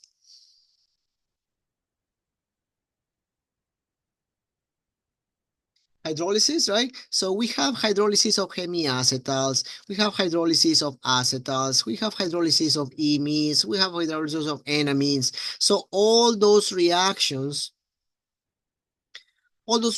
really is the backwards mechanism of the formation, right? Remember, the formation of imine is the forward. If you are being asked, do the mechanism of the hydrolysis, then you will do the opposite. Okay, I will do a short one, but that doesn't mean that that's the only one that you guys are gonna be asked. You can be asked any of the four, but I'm only gonna show you the imine because is smaller. Yeah, mechanism for this imine formation, and I will bring the imine mechanism. So hopefully I'll find it quickly. Yeah, see, this one is the imine mechanism that I did a few minutes ago. Remember the last step. The last step is the deprotonation. Right? This is the last step to get the imine, deprotonation. So if the last step of the imine formation is deprotonation, what would be the first step of the hydrolysis? Correct. Is the protonation. You guys have to protonate it. So the last step of the forward will be the first step of the first one, but the opposite, of course. Nitrogen gets protonated.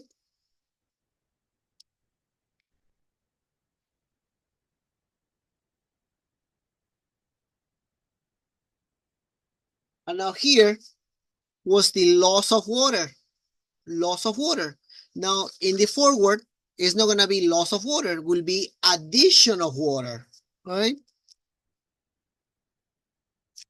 So of course the water will add to the carbon, and the nitrogen recovers neutrality.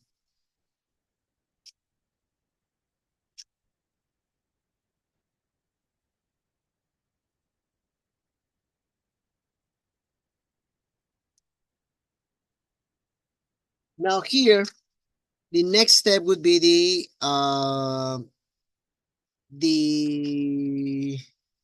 here was the protonation, right? So protonation of the OH into water. So here I will go backwards. It will be the deprotonation of the OH2 plus. With what? With water, of course. Because remember, the conditions is acid and water. So the water will, and then this one recovers neutrality.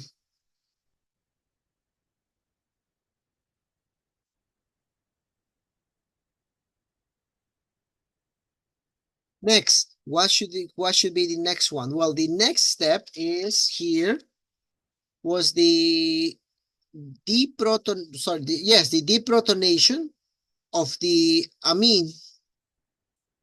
Deprotonation. If the previous step was deprotonation, here would be the protonation.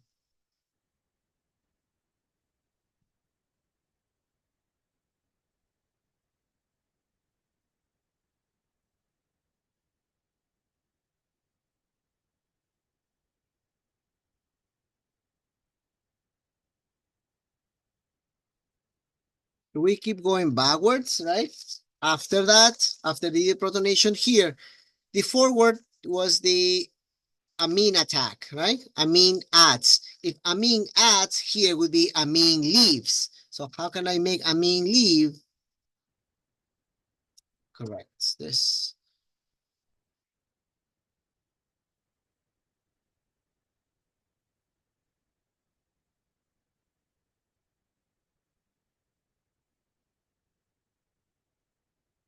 Mm-hmm. Yeah, because this one has a hydrogen that I didn't draw, but that's the hydrogen. And the amine left, yeah, I will make it react with water, and the water will do the deprotonation.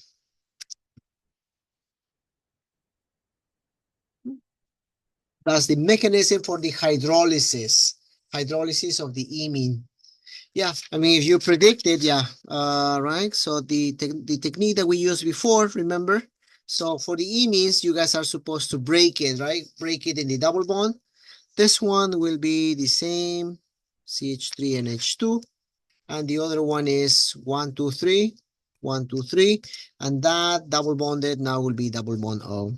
Yeah, that's exactly what we predicted. This is this, and this is this. Right? I'm not lying. All right. So that's the idea for the hydrolysis. Next, let's see what is our next reaction. That's for all the mechanisms that are all in acidic conditions, right? Next one is cyanohydrin. So things, cyanohydrin mechanism, no, we don't need the mechanism for this cyanohydrin, okay? So it's used for synthetic applications. That's gonna be one of the ways how to make nitriles and also amines and carboxylic acids. It's a precursor for carboxylic acids, cyanohydrins, right? So here we have ketone, right? Cyanohydrin is an acid already, so you don't need a catalyst in this case because cyanhydric acid, very toxic. It was used for the right in World War II. Very unfortunate, right? Hydrogen yeah, cyanhydric acid or hydrogen cyanide was used for the gas, right? The gas rooms to exterminate people, in those concentration camps. It was very, very sad. But when I went to visit Auschwitz, Auschwitz, I think, yeah, it was in Poland. Yeah, I had the opportunity, and it was very sad, seeing all those rooms, see those compartments that were on the ceiling, and then these people was putting HCN down those little windows to the rooms where people was, waiting. Very sad. Right. So, right. So let's go back. Cyanhydric acid or hydrogen cyanide, right? So here it's an acid at the same time, right? So it will do the same mechanism that we know, protonation of the COO, right? CN leaves, but then the CN will act as a nucleophile, giving you a cyanohydrin. Right? The good thing of cyanohydrin is that the cyanohydrin, if you reduce it with LAH in water, the cyano group can get reduced to an amino group, primary amine. Or if you do a H3O plus and heat, these conditions, by the way, is called hydrolysis. H3O plus and heat, the cyanide will break and give you a carboxylic acid. The alcohol does not move. The alcohol stays there. What really reacts here is the cyano group. Right? So here with the reduction, you reduce it, H's and H's, H's and H's. With the hydrolysis, you break it, and then you get a carboxylic group. Okay, that's the mechanism for the cyanohydrin formation, but we are not really using the acidic, right? Acidic mechanism. I mean, we're not doing the mechanism for cyanohydrin, but we need to know this reaction. The Wittig reaction. Okay, so after the Wittig, I would say like this one is one of the last major reaction. After this comes the Baeyer-Villiger. Let me see. Yeah, Baeyer-Villiger oxidation, and then that's the end of the chapter. Okay, so the Wittig reaction. Okay, Wittig is one of the, I mean, the most. Well, we do it in the lab. Actually, there is an experiment on the Wittig reaction. Very convenient. It's like a click reaction. It's a study in the very last decades in organic chemistry. Organic chemistry 2, we go over the Wittig reaction because it's one way how you can make an alkene, right? If you look at the reaction, the scheme reaction that you have in front of you, you are making a C-double-C. And your starting material is a C-double-O. So basically, you are converting a C-double-O into a C-double-C. So that's the advantage, I would say, of this reaction, is that you are creating a sigma and pi bond simultaneously from a ketone or aldehyde. It can be done in both cases. And also, it's the first time where we're using a phosphorus compound. The phosphorus compound is a phosphonium salt or an ylite, as we will see later. So like phosphonium ylides. So the phosphonium ylide, it will serve as a reagent, co-reagent, in addition to the carbonyl compound. So they also received the Nobel Prize, right, in 1979, right, because of the flexibility. Otherwise, the only way how you can get this reaction or how to obtain that product, it will be very long. It will be through the Wittig reaction, right? So for example, if I want to add the ethyl group right here, if I do the Wittig, if I use the Grignard reaction, look how many steps I would need. I have the alkene, I do hydroboration, PCC, and then I would do like a Grignard addition, right? I will get the ethyl inside, and after that, I would eliminate it. But, you know, it's very long, right, to produce this compound. Whereas if you do the Grignard, this one, you cleave it. How do you guys cleave this? Ozonolysis, yeah, O3 in DMS. You will I will do like a oxidative cleavage with ozone. Ozone will get rid of that carbon right here, and you are left with a C-double-O. And then the C-double-O, this one is the the Wittig reaction, right? The Wittig is right there. See, only 2 steps versus 4 steps. Okay. Of course, remember, the more steps you add to your path, the more loss you have, right? Remember, every step has like a percent yield. Every sub-reaction has a percent yield. Of course, they will add up and you will lose most of your starting material, right? Okay, the Wittig reaction. Let's see how the Wittig reaction goes. Okay, so we'll use triphenyl phosphine. This one is the mechanism for the reaction. Okay, so we will go through the steps. Right? So this is the Wittig reaction. I'll tell you the pros and cons of Wittig reaction as well, and then we will end then to the last reaction, right? Which is the Baeyer-Villiger reaction. Okay, so let's go. Ready? Wittig. In German, it's Wittig, right? But it's Wittig reaction. Wittig reaction, as it says, if you use a ketone, you will use an ylite. The ylite is, let's use any ylite really. Triphenyl phosphine.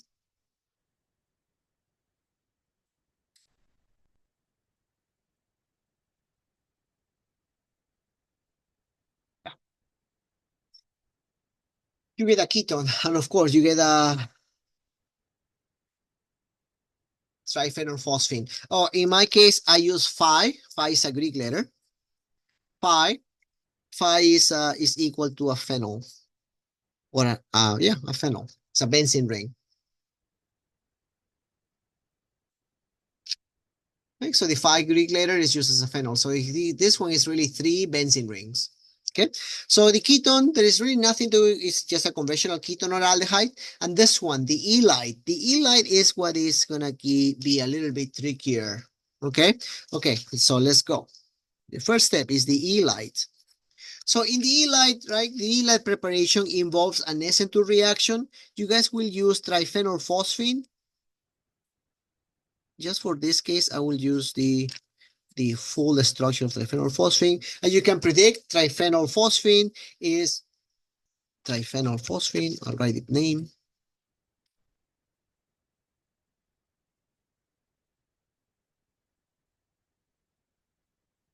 Triphenylphosphine is a very heavy molecule and will react with an alkyl halide. The alkyl halide in my case has 3 carbons. See, 1, 2, 3. So the alkyl halide will have 3 carbons. And can be any alkyl halide, bromide, iodide, or chloride. 3 carbons. So this one is an SN2 reaction. The SN2 reaction means that the phosphorus with the lone pair will attack the bromine and will do like a substitution, right? Now I'm going to replace each benzene ring with a phi. Phi 3p. 1, 2, 3. Yeah. Okay. It's a conventional substitution reaction, right? There is nothing new with this particular reaction. Oh, how do you trap that bromide? Oh, maybe you use a crown ether can be used. No, no crown ether. Oh yeah, why not? Because this one, it will be as a Br minus, right? But this one has to come with a, what would you use?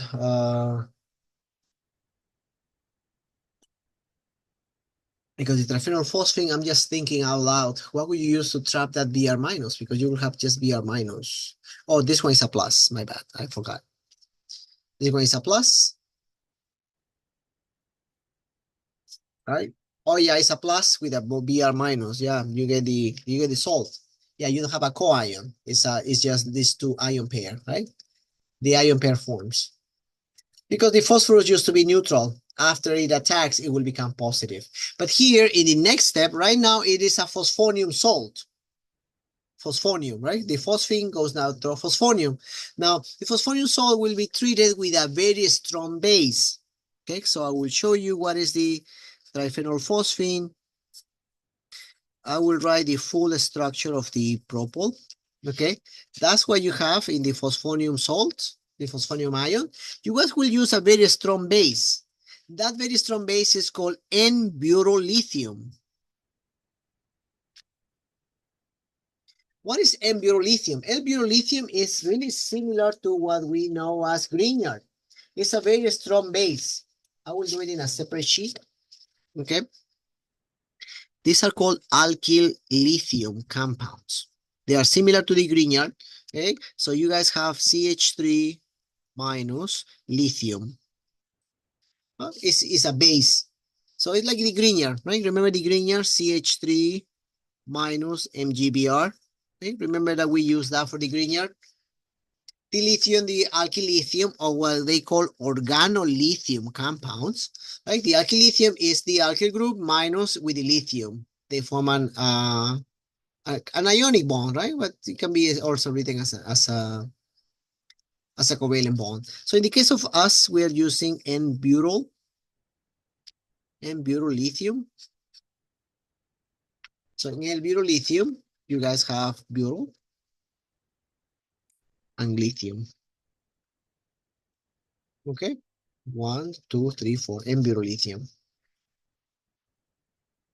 Great. So N-butyl lithium is a strong base. So the N-butyl lithium, let's replay. I'll put it here. It's a strong base. The lithium will be somewhere. It will extract one of the hydrogens. Of course, it will extract the hydrogen that is next to this phosphorus.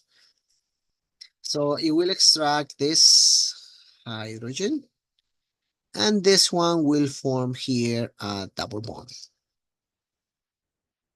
Triphenylphosphine. double bond. Yeah. Now it's not positive anymore, right? Because now we gain electrons. You would say like, oh, this looks weird. So how can it form 5 bonds? Yes, it's okay to form 5 bonds because remember that phosphorus is on the third row of the periodic table. Therefore, it can expand the octet. So it can take more than 8 electrons, right? So the lithium takes on that hydrogen, the protonates, and here's where you form the E-light. This is called the E-light. And the E-light is stabilized by resonance.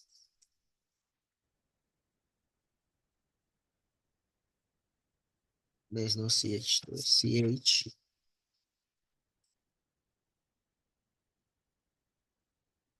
By doing this resonance,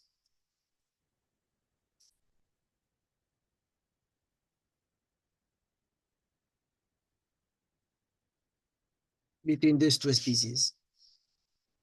The carbon, the phosphorus goes back and forth, back and forth, back and forth. Okay? Why the phosphorus opts to take the plus charge? Because remember, the phosphorus has 3 phenols, the 3 benzene rings. So the 3 benzene rings, they will help. They are electron donating groups. Therefore, they will stabilize the plus charge. Okay?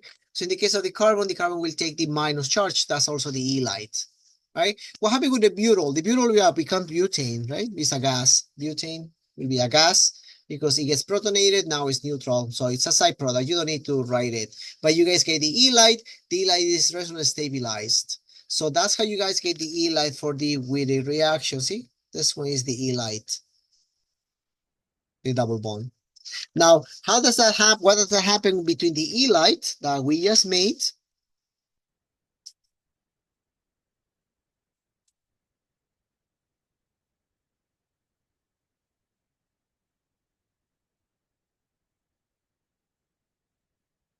This is the E-light that you just made, and the ketone. The ketone that I used was butanol, right? 2-butanol.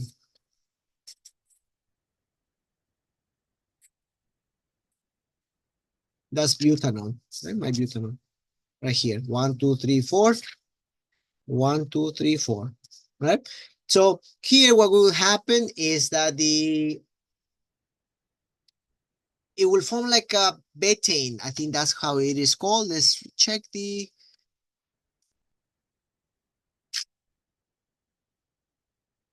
this one. See the C minus, right? You can do it with the double bond. That's not a problem.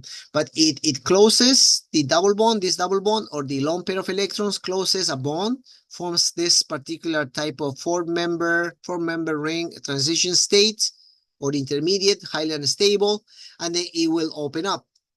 Okay, that's the resonance that I was just describing, right? A minute ago. Okay, so what will happen is that this guy will form a double bond here. Sorry, a single bond, and the oxygen will take that bond. So you guys will form this particular intermediate, which is highly unstable but exists.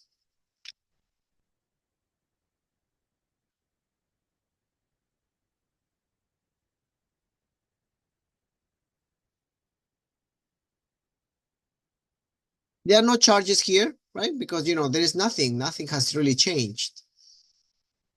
And now it will open up. The oxygen will take the electrons. This one will donate again. And this one will go here.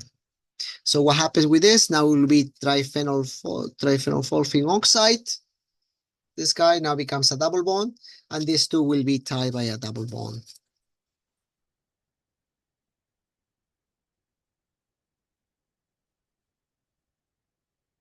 Double bond, right?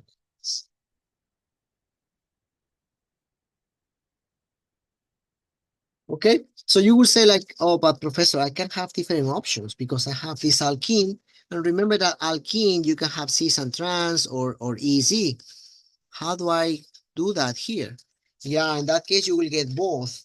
Yeah, you will get both products. So of course, the one that has less steady hindrance will be the major product. In this case, you have two ethyl groups. They're kind of bulky. The other option would be by putting it the other way. So the other way would be C double C, CH3, CH2, CH3. and make the hydrogen phase the CH2, right? That will be my major product. So technically you will produce both alkenes. But of course, you minimize the repulsion, the collisions of the urostatic hindrance, and then that will be your result as a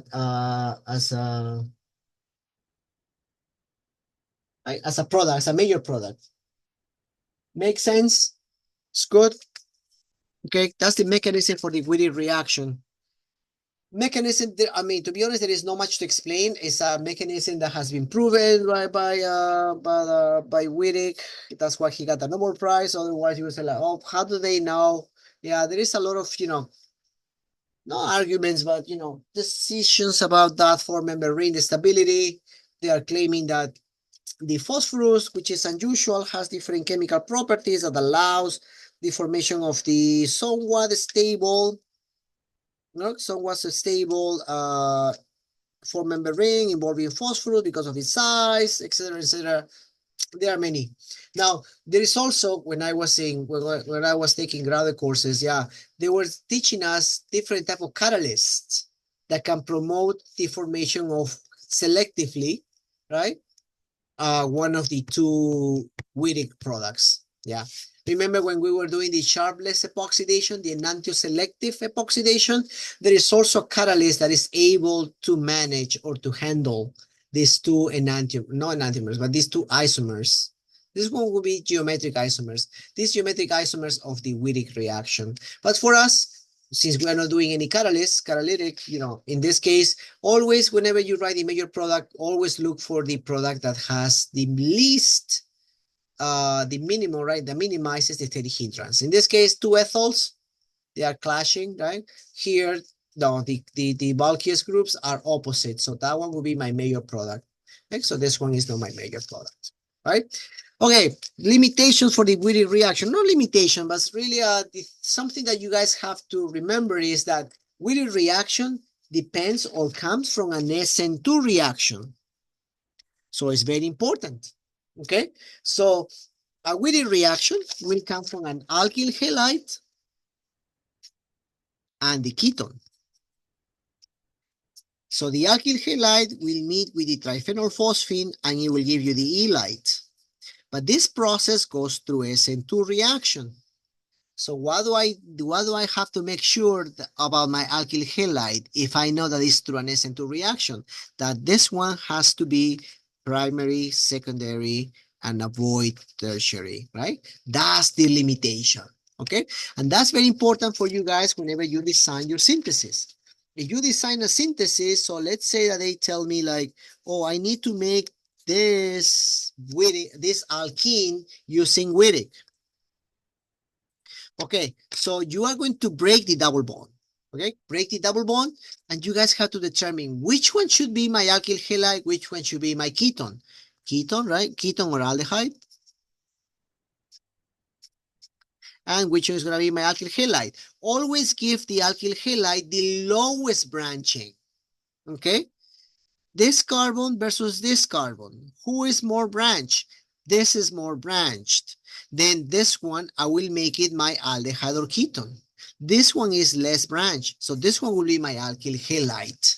Okay? Always follow that rule. Why? Because this alkyl halide has to do SN2. So I need to make it the least substituted. So 1, 2, 3, 1, 2, 3, bromide.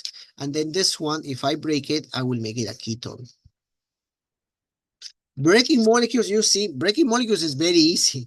Making the molecule is very difficult. I mean, in terms of the mechanisms, right? But that's how you break it, right? The process is not hydrolysis. Here you don't hydrolyze anything. It's just a retro-Wittig, right? That you guys is analysis to do a synthesis, right? I'll give you more examples for the retro-Wittig. Or let's do the combination of retro and forward, okay? So let's see that I have this aldehyde. I make it phase with a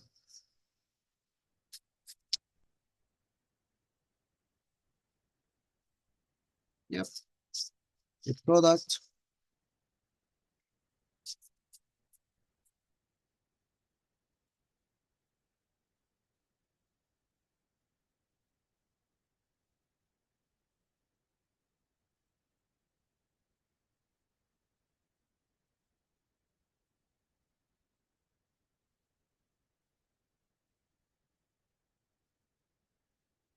Okay, 3 Wittig products. Okay, take a picture or pause it, and then you guys predict what do you think that would be the product for each of these reactions. Okay.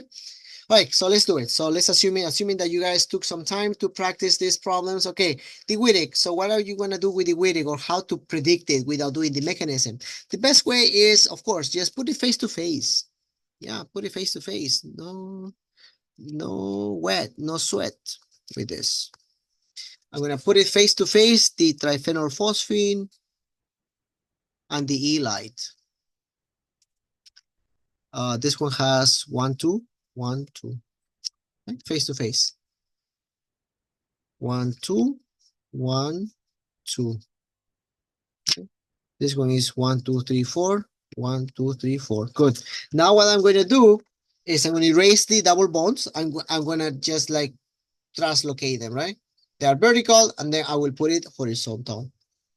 That's it. Double there, double there.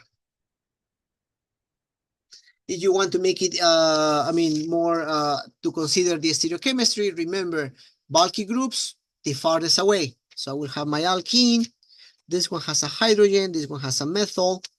And the other one has a methyl, an isopropyl and a hydrogen. Okay, I will put hydrogen opposite, and then the isopropyl will be nice. That will be my Wittig reaction, Wittig product. Most stable, right? The two bulky groups are trans. That's good. This one, COO, benzene ring, methyl, right? COO, benzene ring, methyl. Yep. I will put it face to face to this one. 1, 2, 3. 1, 2, 3. Okay. Double bond, vertical. I will transfer them to horizontal. Yeah, that's it. I will put it in a more major minor orientation. Here I have a hydrogen. Okay, I will make the hydrogen face the phenyl because it's the bulkiest. And the methyl facing the ethyl. Yeah, that should be your major product. Right. Next one. Okay, ketone. Okay. 1, 2, 1, 2, 1, 2, 1, 2, ketone. C double phosphine. 1, 2, 3, 1, 2, 3. Good. All right. So here, erase the vertical double bonds. I will make it horizontal double bonds. Okay. So what is the hindrance? No, there is nothing to do because the molecule is very symmetrical. Ethyl, ethyl, methyl, methyl. So the double bond will be ethyl, ethyl, methyl, methyl. That will be my only product. If you want to do retro-Wittig, right? Remember that you have to break it, assign the least substituted carbon or the least substituted side to the alkyl halide. In this case, they are both disubstituted. Then if they're both disubstituted, then yeah, don't even bother. Yeah, in that case, it doesn't matter.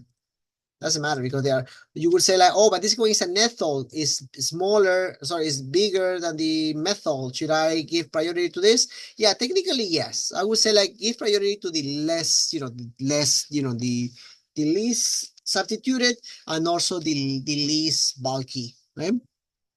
I would say that would be my recommendation for the Wittig reaction. Okay, so on these slides, they go through the mechanism here, exactly what we just did. The burolithium, you see the burolithium, right? The deprotonation. We form the E-light in the ionic form.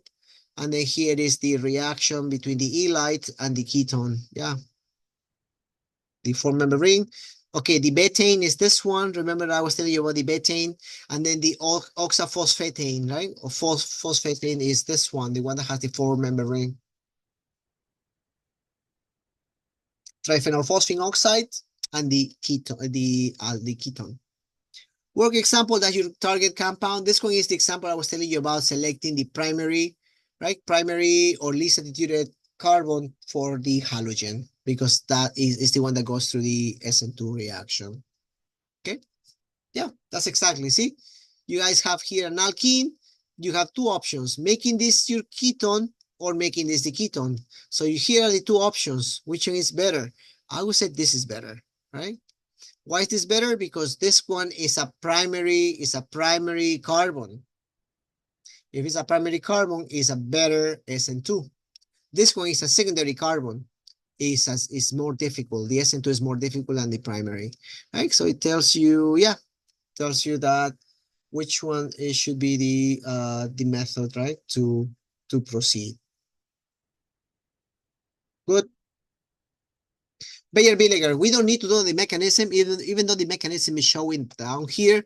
But here, the only thing that I want you guys to know is this one is called is a rearrangement.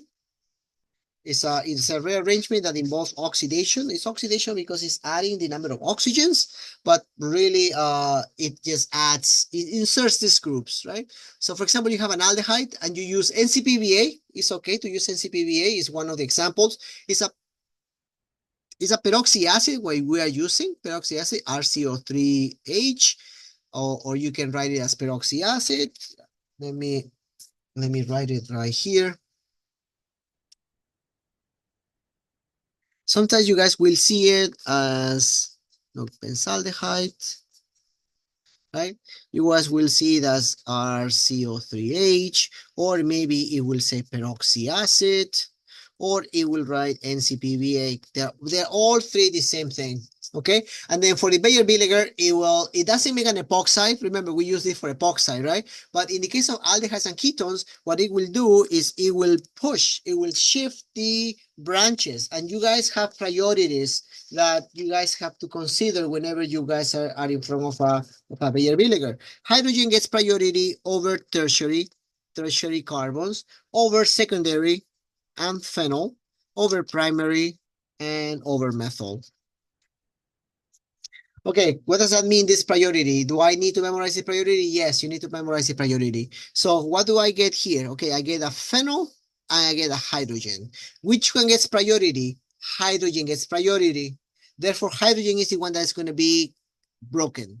Okay, so you guys will open up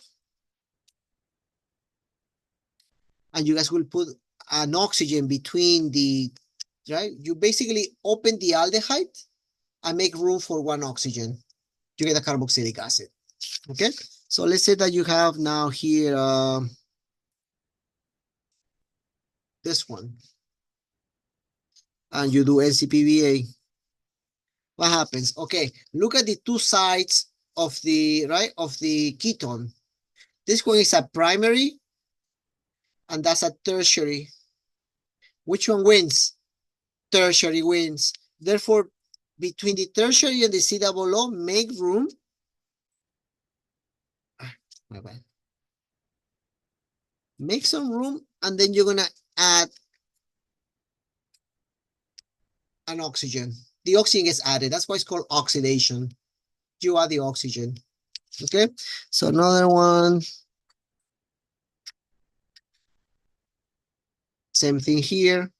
In aldehyde, there is no loss because I think aldehydes will always give you carboxylic acids because hydrogen is the most, right, is the highest priority. So aldehydes will always give you carboxyl group. So NCPVA, don't even give it a second thought. It will be here isopropanoic acid. Right? So here could be secondary carbon versus hydrogen. Secondary carbon versus hydrogen, of course, hydrogen gets priority over secondary. So you will make some room right between the COO and the H, and we'll put an oxygen. And that will be your final product. Okay, that's the Bayer-Villiger reaction. All right, no bad, right? What do you guys think of the Bayer-Villiger? Let me know in your questions by email. Okay, so here, oh, you have a lactone. You can make lactones here as well. Lactone is a cyclic ester. Okay, that's a lactone. Here, secondary and primary. Secondary gets priority. That's why you break the secondary and then put an oxygen in between. Here, they are both primary, so it's a symmetrical molecule, so it doesn't matter where you put it. So you put an oxygen there. You get a lactone from cyclopentanone. Very, very, I mean, useful reaction, the Bayer-Villiger. Here are some alternatives or, ways to do the same, reactions. Like, I think we went over that reaction already. Here, options for the ketone, Grignard, you can do additions, right? Addition to the Grignard. We went over that reaction already on chapter alcohols, right? How to make alcohols, you can add Grignards. Here's a methyl Grignard, you got a methyl to the COO. Of course, you have to protonate it after. KCN, cyanhydric acid, right? You can also add the cyanohydrin. And then with the Wheeling reaction, you do the double bond. This is a condensed version of all the reaction we have done. Okay, so this one is the hydrate acetal. This is the protecting group, right? The protecting group with the ethylene glycol is the same as the acetal. This one with sulfur. Sulfur is exactly the same. Behaves the same, very similar to oxygen. So if you are asking me like, oh, do we need to know this mechanism? I mean, you could, because here is the same reaction. You're seeing the same product. If it's the same product, that means that it goes through the same mechanism. Okay?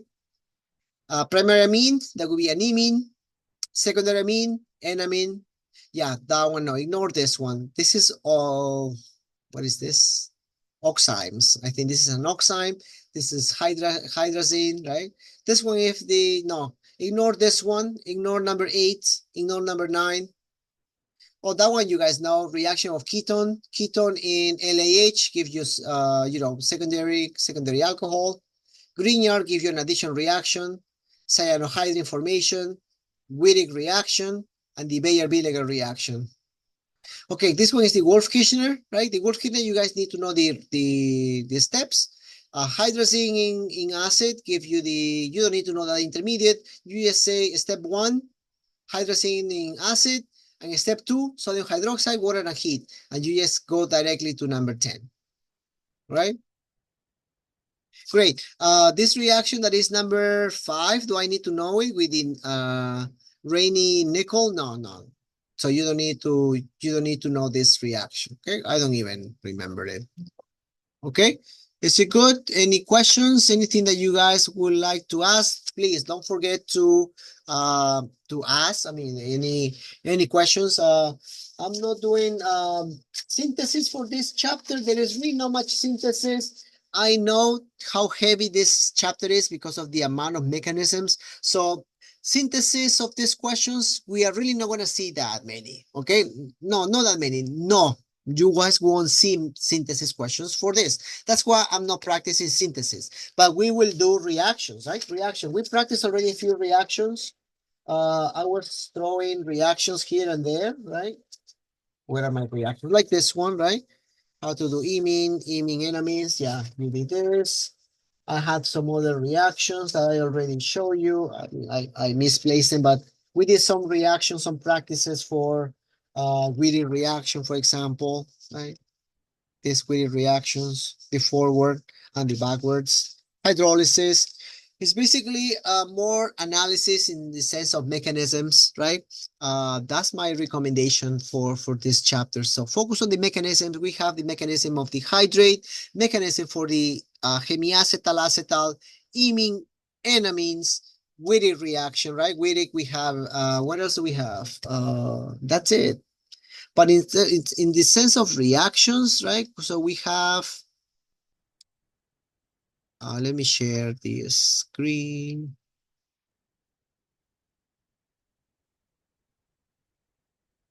I don't know. Let me, we're almost done, guys. So don't panic.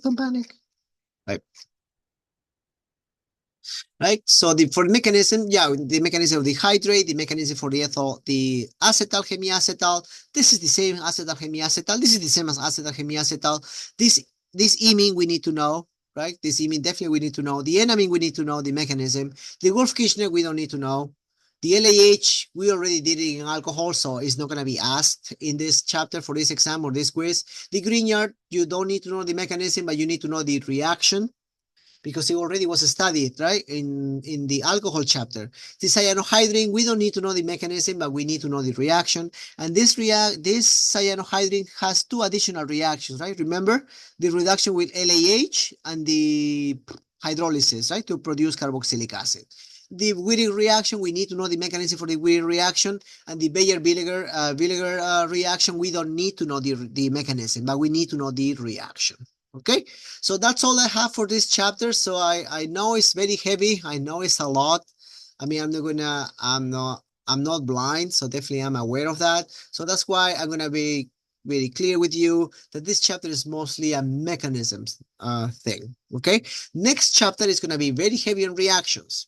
Okay, get prepared for that. Study ahead of time. I know that memorizing is a process that takes time. So for the next chapter, which is chapter 20 on carboxylic acid and the derivatives, please spend time, getting very familiar with all those reactions. Here we have many, I know it's also many reactions, but the focus is mostly on the mechanism, how to obtain imines, enemies, aldehyde, acetal, hemiacetal, and Wittig, right, alkenes, but also how to break them. So those are the questions that you really should focus. I mean, for this one, I will give you a break with synthesis, but then next chapter, chapter 20, also, I will be flexible-ish with with synthesis.